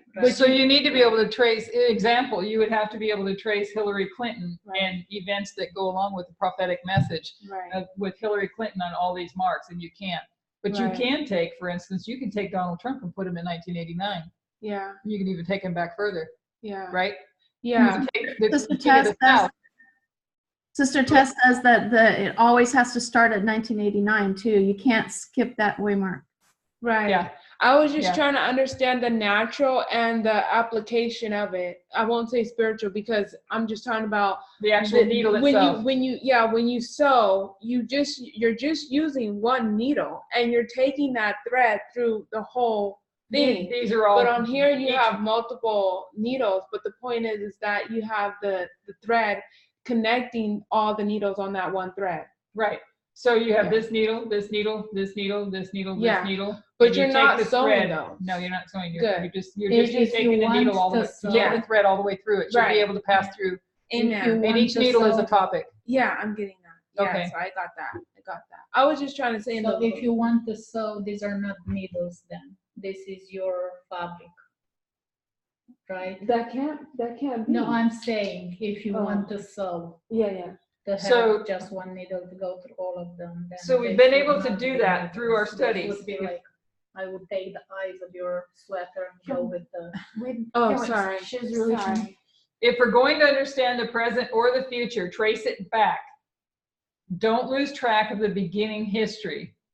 That's when we make mistakes. When we get to Raffia and we look for a hot war because we haven't tracked back our mode of warfare and seeing what is developing. So she's pulling out of this example that you go to Raffia and you think there's going to be a hot war, then you have to go back to 1989 and see a hot war. And in 1989, there was no hot war. We discussed this second ship of Alexandria. Between Midnight Cry and the shipwreck, we placed the number 273, and we took that number into history. 273 BC takes us to the waymark between Panium and Sundayaw. This is the history of the king of a king called Pyrrhus. Then we began to discuss the history of Pyrrhus, and we found that it takes place in two parts, an alpha and an omega. First, you have Pyrrhus versus the Antigonus dynasty. Then you have Pyrrhus versus Rome. We paralleled them with the Soviet Union versus Germany, and then Russia versus the United States. We took the line of Pyrrhus and saw that it was in two parts, alpha and omega.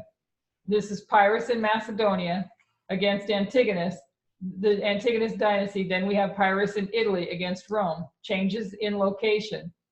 Through our studies of the kings, we're able to tie Pyrrhus to Putin and Putin to Stalin. We saw that the king of the south is two histories, an alpha and an omega. This is the Soviet Union versus Germany, and then you have the Russia versus the United States. There's an alpha and omega. Just as we've used we're used to doing as the movement or God's people. Everybody follow that? Yeah, no, I said, oh no, because my Computer died. Well. So like we do with Israel, we cut the line. And then we overlay the alpha and the omega histories. And we see that all those histories, these three speak as this one, the final history of our history. Kind of twisted that. So let's see, like we would do with Israel, we cut the line. And we overlay the alpha and the omega histories, and we see that all these histories, these three histories, this is Pyrrhus in Macedonia, Pyrrhus, whoops, typo there, in Rome, and the United States here, all of these three histories speak of this one here, the final history. Speaking of resurrection. So you cut the lines, and you, yeah, you have to come a little bit closer. You have to resurrect Victoria here. Okay. Okay. So then when we cut the line here, you cut the line and you can overlay them, and you have World War II, World War III.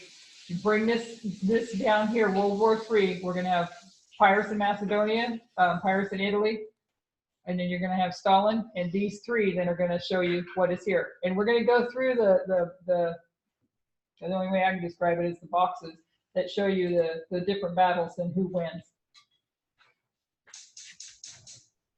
So when we do that, we're able to trace the battles.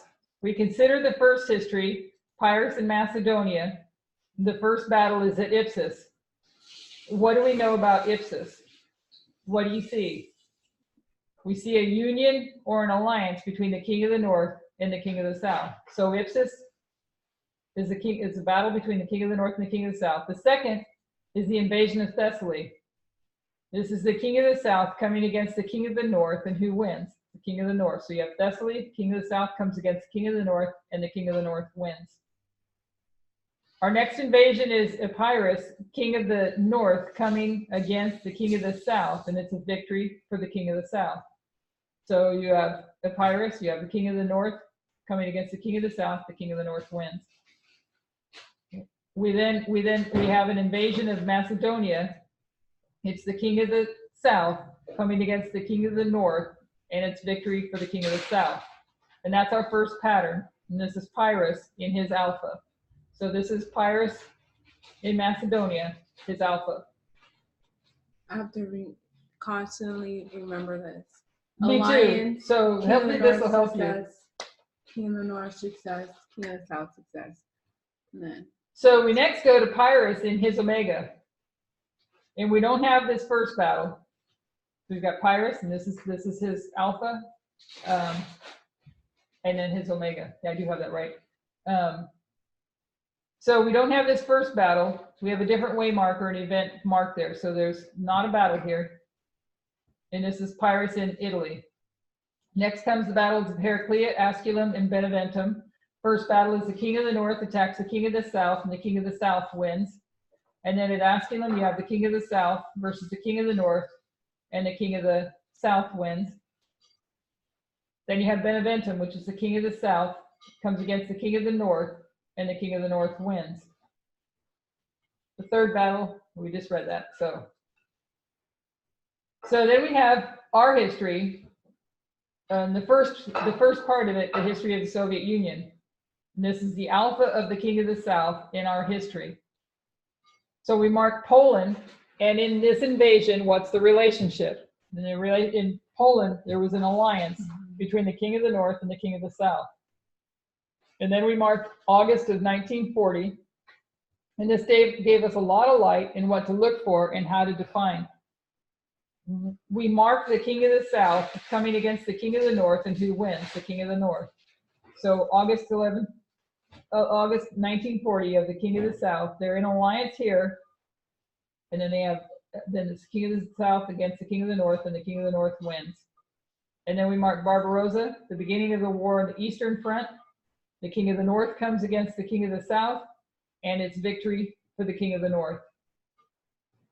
Then at the end of the war, Germany itself is invaded, and it's the king of the south against the king of the north, and it's victory for the king of the south. So Russia won? Huh? Russia, no, that was the USSR won. Okay, never mind. Sorry. So we developed a pattern through these histories. Just make sure I have it right here, because this is the line of failure, correct? Right. You've got success, Yeah, I get failure, that, and but that's coming up. So I'm just trying to review it in my own head before I see it. I'm trying to remember, but Germany, I forget. It's okay. Russia invades Germany. Oh, okay. Russia invades Germany. And they win that battle. Yeah. Yeah. So when we come down to our time, the Omega, what do we expect to see? We begin with the king of the north and the king of the south in an alliance. This is Ipsus, and what is Ipsus? Oh, that was 2016. 2016. So then we mark our first battle, Heraclea. The king of the north initiates, and we went through this already when we did Heraclea with the events that transpired, and it wasn't just a one-time thing, it was events that transpired. We went through that whole list of things, and she says that to understand Raphia, you need to look at Heraclea, you need to understand the events that happened. And that's what we've been witnessing, is these events that are happening that are going to are giving Putin a win, and the battles are over, or the battles are not hot wars, they're over sanctions and information war, and yes, information war. Okay, and spheres of influence, that's what I was trying to say, spheres of influence. Okay, so then we mark the second battle, Asculum. Why do you have the one there? It comes up later. Oh. Because she then remembers it afterwards. So, because this here, they're in alliance, and then you have these three battles, but she actually marks this as a battle, I believe, as we go forward. It may not be in this study though. So we can mark the second battle, Asculum. The king of the south is going to come against the king of the north, and it's initiated by Russia, and it's won by Russia. I think I have Asculum here, sorry. This is Heraclea. King of the north comes against king of the south wins. And maybe somebody can remember some of those details. That's probably a good pop quiz question. The details to bring them fresh to our minds for Heraclea. Sister Adriana? No, we need to not have her answer. We need to be testing all of our minds. It's nice to call on her because she remembers things like none other. But does anybody remember some of the things that happened at Heraclea? Sister Christina. I'm here if anyone needs to call friend. Somebody gonna talk? Okay, Adriana, go for it. It was when Pyrrhus, you're talking about literal, right? I'm talking about our day, Heraclius. Oh, okay, that too. So you Trump and Putin. Yeah, you had an alliance. I think it was at the. Was it at the? Argentina? What are you talking about? The G20 summit, Argentina. That was one of them. Okay, but they start off at friends. There's a summit where they're friends. They're all friendly together. The one where he yeah. abases Yes. himself before Putin, like nobody's business. Helsinki. Helsinki, that's what it, okay. And then Trump goes home. He signs that document where he's trying to limit interference in the next election by Which foreign actually governments. began the year before. It did, but so he signs it there and we mark that there. And then he has another meeting that he doesn't go to because he doesn't want to see Putin. And then he signs in that CISA one, which gives the authority of the United States not only to just defend themselves against foreign tampering electronically, but to give them the authority to make tactic movements against offense. So offensive movement. Yeah. Instead of being in defense mode, we are now in offense. And so then he doesn't meet with Putin again. And then you have the midterm elections where I forget what that guy's name is, but he says that they basically go off without a hitch because he implemented these two things to keep Russia out. Yeah, Bolton. And they keep the IRA out of the elections for the midterm. And then John Bolton goes to Putin and Putin says, why is the United States acting like this? All of a sudden you see they're not friends. It's like, this is not friendly. I can't call this friendly what you're doing. It's not warranted. Why are you acting like this? And that was where he was going to first pull the troops out of Syria and Afghanistan. Not yet. Okay. So then there was a meeting. I think this was the G20 where Trump put on the Twitter that I'm not going to meet with Putin. But what actually ended up happening is they met in secret. They met in secret, and then you have all troops out of Syria, half out of Afghanistan, and Oleg Deripaska is all free now. So.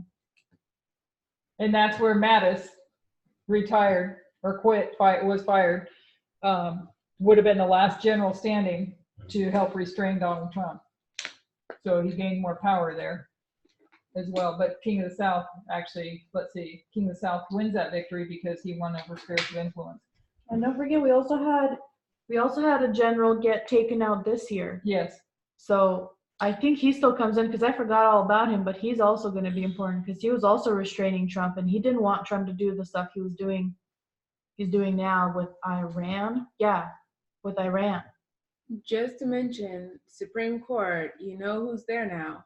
Everybody knows that, right? I forget his name. Kavanaugh? Yes, Kavanaugh. So he's not that scary. Who's scary is John Roberts, and we looked at a bio of him yesterday because he's the swing vote. He's the Chief Justice, and he decides what cases go before him. So you have 4 liberals beside him, and you have 4 conservatives. So you have it split, and John Roberts in the middle is the swing vote, and he's conservative, and he tries to pretend he's liberal and be sneaky, but he's going to try to yeah, it's going to be an issue. So So what's the point of all those education if they can't read the Constitution correctly? Right? Well, Liz is not like a total Scalia, but I mean, Yeah. I know. But the fact that he won, I mean, I guess people thought it was going to be the inevitable. And I do remember another point on that Argentina summit where they met in secret. That was the one that we saw in the news where they had a translator present, and he took the notes from the translator and ordered whatever you want to call it, the translator not to tell anybody what they discussed. that's because I'm telling you, Putin said, hey, remember these files I got, anybody? Yeah. So he gave him a threat, gave him blackmailed him, what have you. So we come to the third battle, Beneventum, which we know is Panium. It's the king of the north that comes against the king of the south, and it's a victory for the king of the north. So Panium is a victory. We know that Asculum, Raphia, is a victory for the king of the south. Let me make sure I have this right. That was right. Heraclea, I'm backing up. So they're in alliance. Ipsus, Heraclea, the king of the north comes against king of the south. King of the south wins. That's what we just discussed. Asculum is Raphia, and that's where the king of the south is going to come against the king of the north, and the king of the south wins. So we're right now witnessing. So right now we're witnessing that Russia is gaining spheres of influence. And then you come to Beneventum, which is Panium, or Midnight Cry. You have the king of the south that comes against the king of the north. And this goes back to, I believe, what Adriana said with the pirate victory. Yes, the king of the north wins. Sorry, my bad. It's all good. You know what? That's so interesting because from the second battle, what I just noticed, the king of the south going against, I should say, Asculum, and that battle, you have king of the south going against king of the north. The king of the south thought that they were so big that they went for another time, and this is where they get defeated, right? Because they want total power. King of the south see that they weakened the king of the north. They want total power, so they're going to attack again to see if they can get full power. But instead of getting that full power, they end up losing all, and king of the north wins the victory over king of the south. He receives a deadly wound at least, and then Panium he dies. So what we constructed, go ahead, somebody have a question? Yeah, I was expounding on that previous thought about spheres of influence. How does this current escalation between Turkey and Syria, how does that, can somebody explain that and how it fits into what's going to take place before November 9th, the sphere of influence and the escalations that we're seeing right now? It's like they're all such big questions. Maybe Adriana can go through it a little bit better, but I'll start with it. Go ahead. I've had the same question Victor has had because I'm trying to fit it to make it match Heraclea because she said to understand Raphia, we need to understand Heraclea. And I've been having a hard time because there you saw Putin talking words, saying things that made it match completely. And I haven't seen Putin say a thing, and it's been driving me crazy because you're supposed to see Putin do things that are explicitly against the United States and information warfare-wise. And I haven't seen that. But and hold on just a second. And it has to be a process. It's not just November 9. It's happening up until November 9 for the Battle of Raphia. So Sure. I don't know. I've been struggling myself. Okay. Yeah, it crossed my mind this whole week how this this escalation fits in. I mean, we know we're like you said, it's a progressive development, but I was asking myself the same question. Yeah. But then maybe it does still go back to the blackmail back in Argentina. That is still yet to come. Maybe that is somehow hovering over Trump, and Trump is being allowed by Putin to embolden himself to the point of his own ruin. Because they'll make him look even more ridiculous when he thinks he's high and mighty, and he's like, now when you think you're at your highest, yeah, here you go. Yeah, Sister Susan, I think it's too far gone to repeat the question. Sister Elaine had so much. I wondered if Victor's question I didn't hear. That's all. That's okay. Yeah. I think Sister Elaine's trying to get through time limit. Yeah, we have a few more slides to get through, and we're running low on time. So what we've constructed is a pattern, and it gives us a firm foundation to know what to expect. these two of these battles are already over in our time. We've got Heraclea and Ipsus and Heraclea are already over. We can already observe that they have been fulfilled according to history and prophecy. We want to make one change, that there are not 3 battles in our history. The first is Ipsus, and it is key to understanding the next 3. So while I had the 1 there, she's actually marking Ipsus as the first. And Ipsus is the key to understanding the next 3.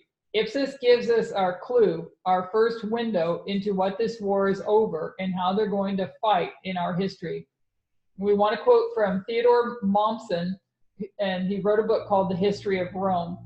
When we discuss these histories of Pyrrhus, this is Macedonia and Italy, when we go into these histories, particularly from the death of Alexander, at least to the beginning of the Punic Wars, we're dealing with a period of history. Is that your air conditioner again? No, it's a neighbor. Okay. We're dealing with a period of history where there's very little accurate information. There's many conflicting theories, and the only other period of history that's compared with it is the fall of Rome after the barbarians came in. This history is difficult in studying. You go into the Diadochi Wars and it's like wading knee-deep in mud, trying to understand what's happening and what sources you trust and what sources you don't.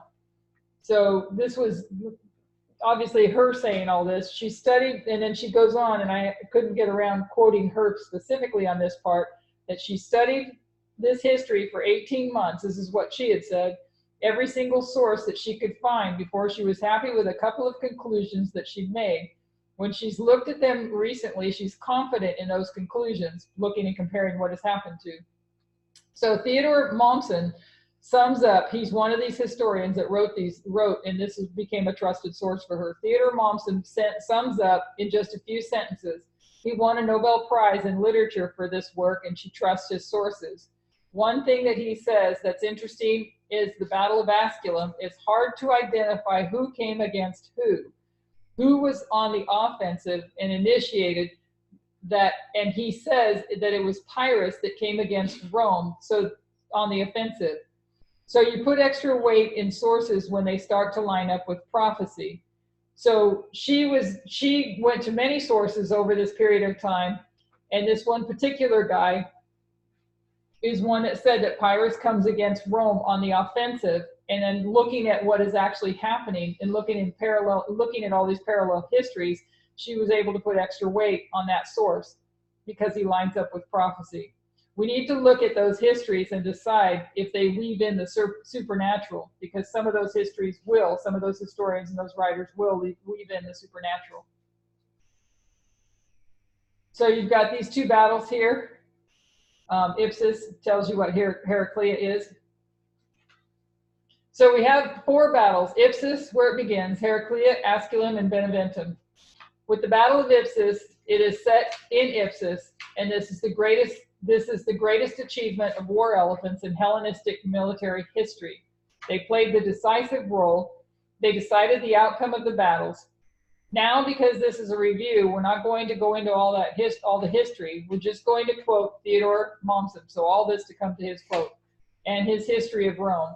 He says in the spring of 275 BC, we've got 275 BC up here.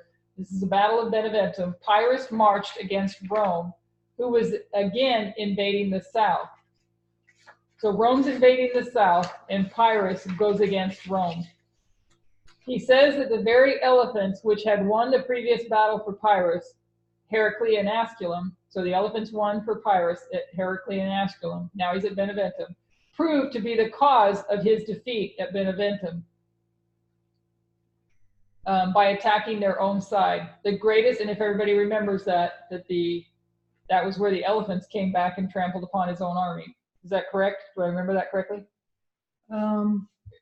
Where the baby elephant cried out and the mother ran and turned the whole troop of the elephants and marched against him.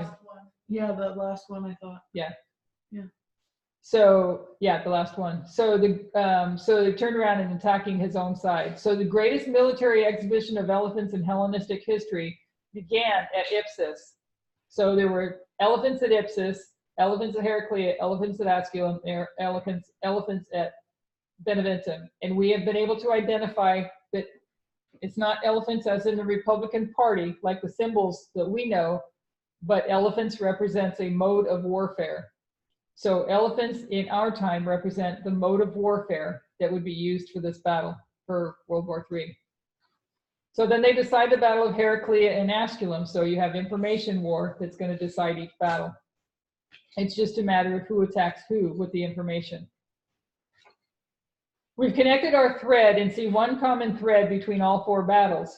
When we did this, we didn't just pick up elephants from Ipsus because this is 2016, this is 2018, and this is 2019. And then we come to Beneventum, which we would call the Midnight Cry.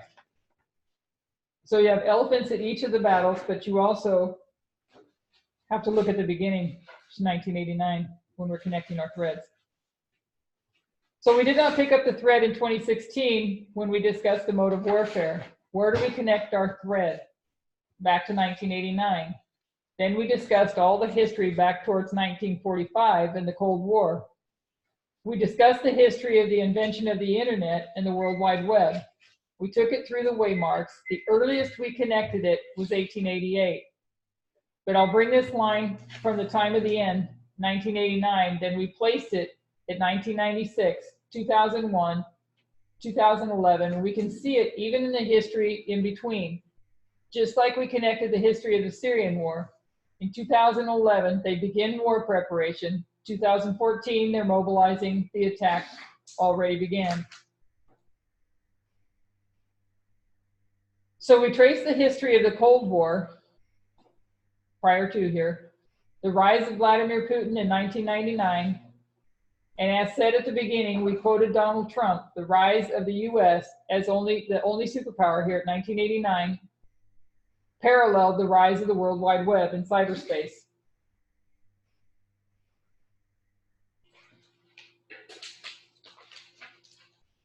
As we saw it in that history, we connected our thread from the time of the end. 1996, the invention of Google. 2001 to 2002, we have the invention and the release of the deep web or dark web. And then all through this history, every waymark, we can trace that thread, and it leads us to 2016. There's an internal battle in 2016. We discussed Ipsus at length, where you have the King of the North and the King of the South in an alliance. But the King of the South, the only external power at Ipsus, the rest are all Alexander's old generals or sons of Alexander's generals. This is an internal civil war, and Pyrrhus is come from his own country to support one of them. Pyrrhus comes to support Demetrius. We remember the battle, the actual battle of Ipsus, and remember there were 2 perspectives we looked at. This is one of those perspectives. With Antigonus and Demetrius, Antigonus' son, Pyrrhus is supporting Demetrius against the 3 allies. So we saw Ipsus from 2 different perspectives. We'll stick with our storyline, which was Antigonus and Demetrius against the 3 allies. We understood this to be the 2016 election, where we have Clinton and Trump taking on the 3 branches of the US government. One of them is backed by Pyrrhus. So you have Clinton as Antigonus, Demetrius is Trump, then Demetrius is backed by Pyrrhus, or Trump is backed by Putin. We understood this to be the 2016 election, okay, on the 3 branches. One of them is backed by Pyrrhus. In December 2016, Obama punishes Vladimir Putin for interfering in that election. Quoting from the Washington Post, December 29th, the Obama administration retaliated against Russia for interfering in the election. I have questions on that because, yeah, that happened. So wasn't he not a lame duck president at that time? Isn't that what that's called? Yeah. Because I thought, I just didn't know, so I thought maybe somebody has answers to that. If he's a lame duck president, he could still put sanctions on, because that's what he did. He put sanctions on Russia after the election. Yeah. Okay. And what they did was place sanctions. They say this is the most extensive U.S. response to Russian activity since the end of the Cold War. It was a direct response to Russia's interference. So in 2016, Obama responds by placing sanctions. We make mistakes if we do not connect our threads. Ipsus is since that is the key to the next Ipsos is the key to the next three battles. Then we discussed these external events. Ipsos and Heraclea are contained within the swelling of the loud cry. Our loud cry began in 2014, began to swell in 2016 at Concord, 2018 at Exeter. So you could say Concord, Exeter, externally, Ipsos, and Heraclea. They are waymarks and a test for us if we're going to identify them correctly. So you've got Boston, Concord, Exeter. What am I missing? Boston, Concord, Exeter. Nice. Yeah. So you have Boston, Concord, Exeter, and we have to be able to trace the thread all the way through. So you have the alliance here. In here you have this alliance. They're in peace here, and you have this alliance with Putin and Trump in the election. But it's after this election that Obama places sanctions on Russia. So that's probably got to be a big key to the things that, because that's what Trump wanted, was for the sanctions to be removed off of him, correct? Yeah. That's where he put the sanctions on the oligarchs and the money. Is that correct? That came before, though. That came before with, somebody remembers his name. Magnitsky? Magnitsky Act, yeah. That came before. I am so bad with names. But they become waymarks and tests for not only the Levites, but also the Nethinims. So again, going back to how are they getting their plowing and their seed sowing that is happening, the Nethinims are in their plowing time now, and it changes to seed sowing at 2019. These external events are what's doing that work on them. Their time at the end was 2014, and now begins their plowing time. It's nearly come to its end. So 2014 is their time at the end. They're going to have an increase of knowledge that leads them to 2016, and then in 2018, this will become formalized, leading up to their greatest test, which is 2019, or 9/11 for the Nethinims. So their 9/11 is 2019. What was the test for us becomes a test for them, whether or not they can identify what has been happening in the United States.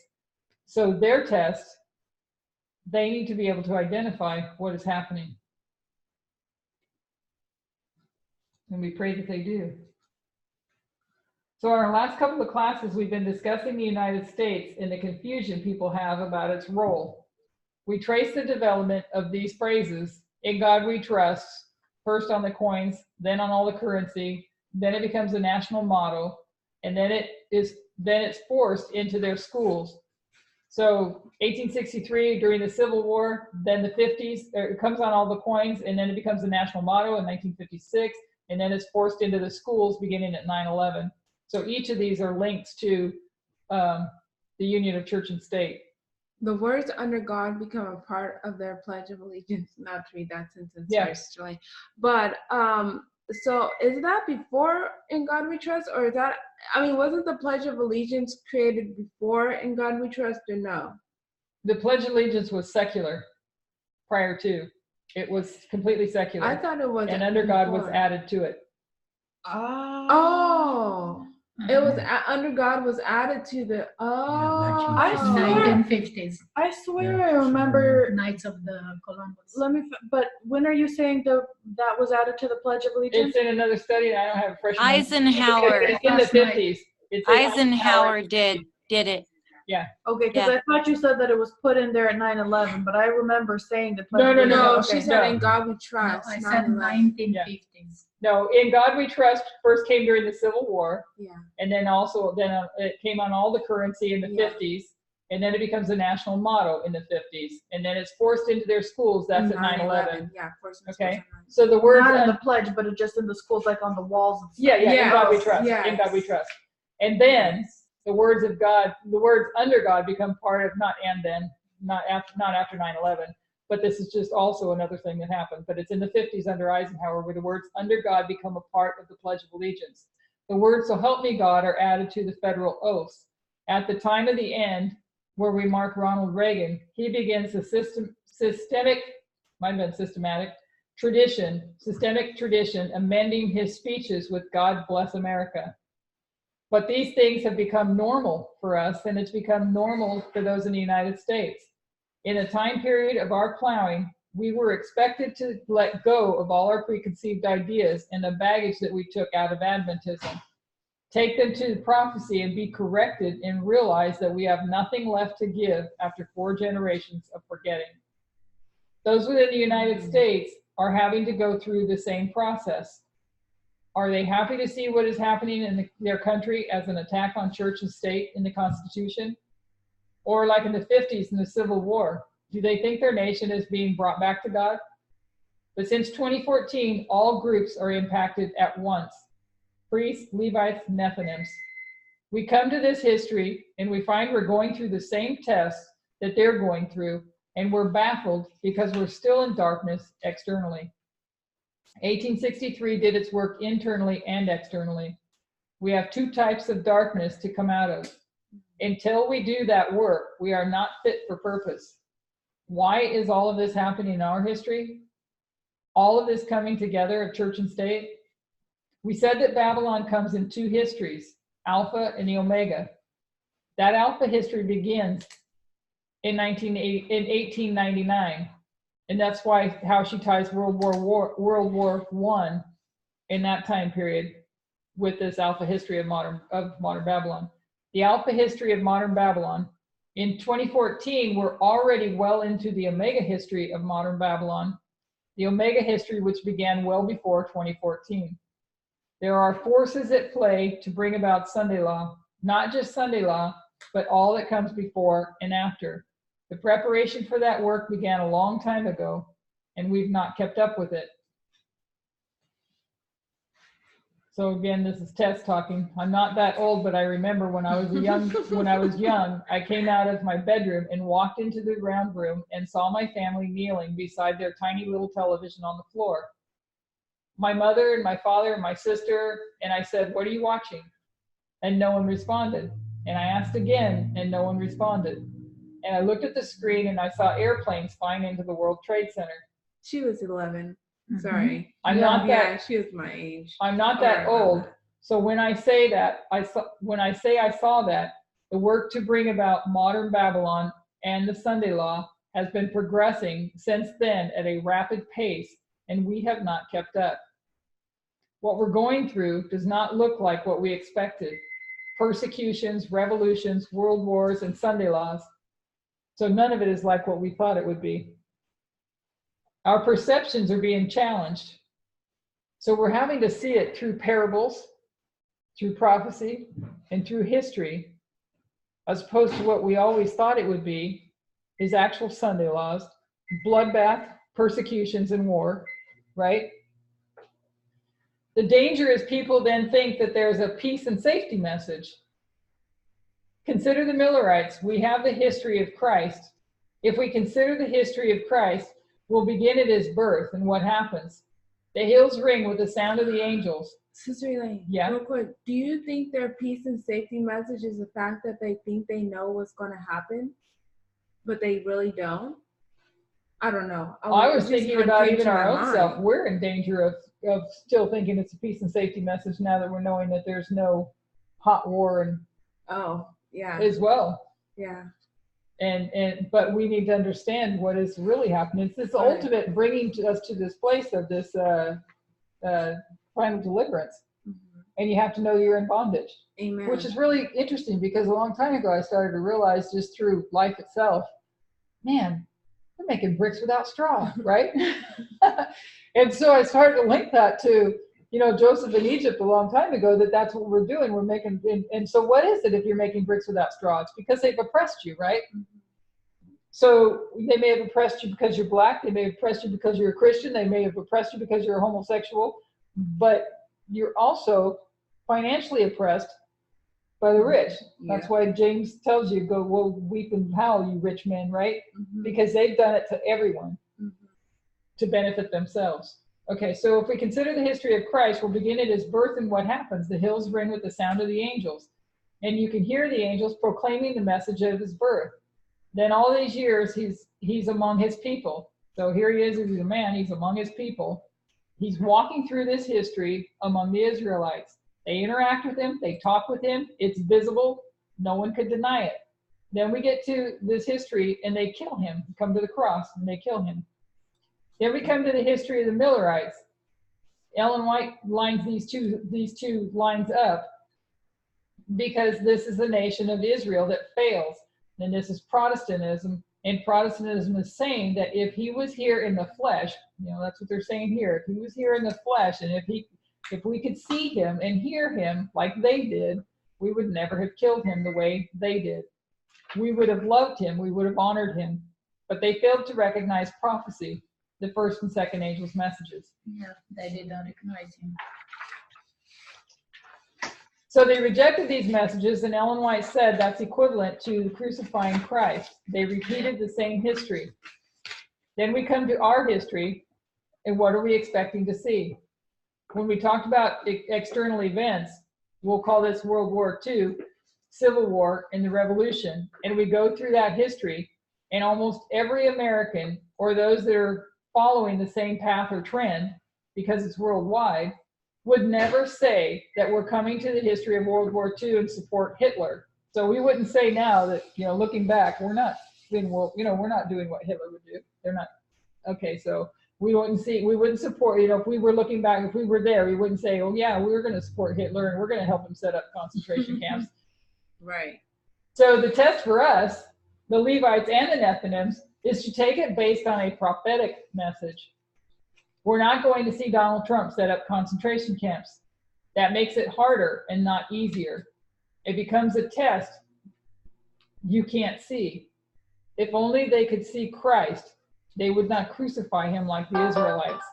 So this is meant to be a challenge at the end of our school. How much more would you challenge your ideas about what the end of the world really is?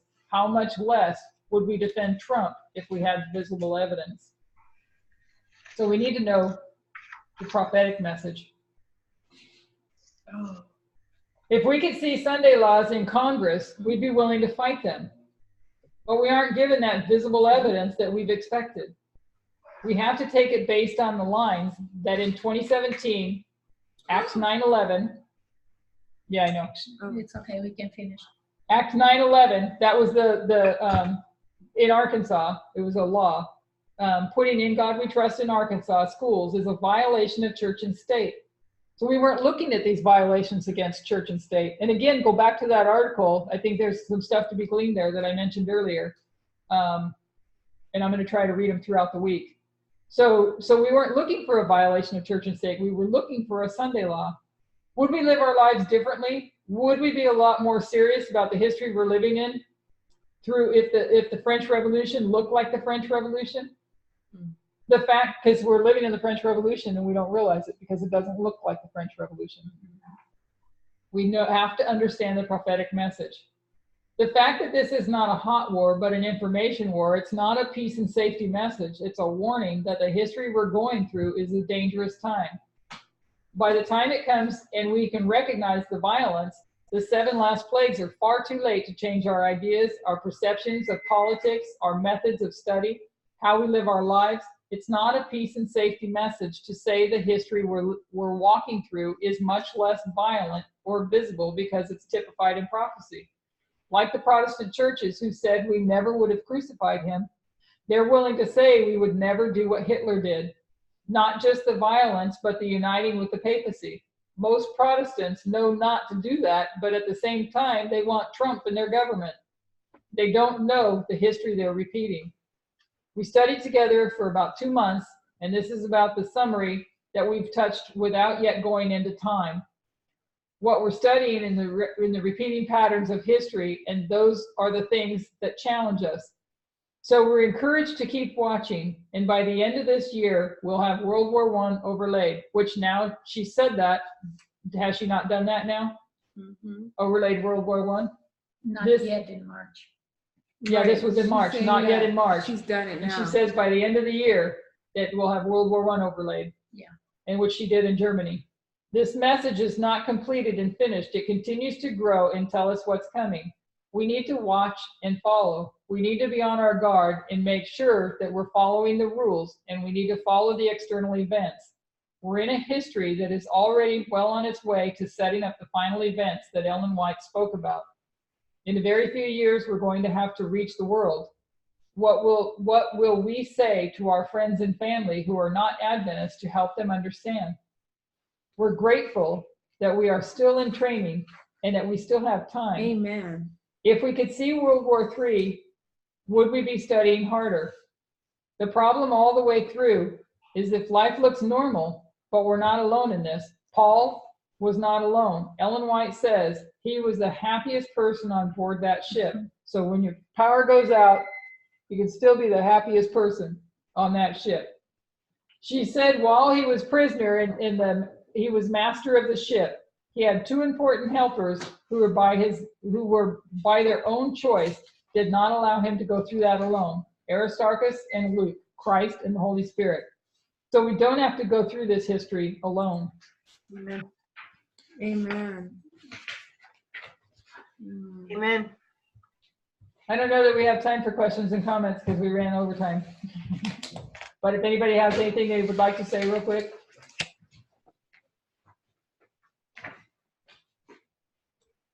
Everybody has a solid amen. Enjoyed it very much. Thanks, Elaine. Yeah. Helpful as we continue to go on, that we are doing the same thing in crucifying Christ all over again by not understanding the difference between a Sunday law and Congress versus the union of church and state. I understand bits. I'm getting it more and more, but like I'm telling you, politics is not my thing. Yeah, war is not mine. So Yeah, I know war is not mine either. Like I like the names and remembering all those things. Wars, like I can get it, like, but then it just gets. There's too many hard. games played. Yeah, there's too many yeah, games. Let's go ahead and pray and. Susan, would you like to pray, close out, and then pray for the food? Sure, I will. Thank you. Dear Heavenly Father, thank you so much, Lord, for this blessed Sabbath day. Look so forward to this day, Lord, and you bring such joy into this gathering that we have. Thank you for bringing us all together, Lord. And we ask that you bless each household here represented, Lord. And as we go and depart to eat our lunch, will you please bless the food, Lord, that we eat and the conversation that we have. And just draw close to us so that we really feel your presence with us, Lord, like we have during this study. Remain with each of us. Bless the food so it nourishes our body and keeps us strong and healthy. And help our memories, Lord. Gosh, even hearing young Victoria, who has a young mind, struggle with these things, all the more for some of us with older minds. But Lord, that will glorify thee if you can help stick these things into our minds so we can remember them and share them when our time comes. Thank you for the efforts that went into these studies. Thank you for all the comments and the clarity that was given by each person here, Lord. It's a wonderful group and we're blessed to be a part of it. And we just ask that you continue to stay with us as we go forward throughout this day. Thank you, Lord, for hearing this prayer. In Jesus' name, amen. Amen.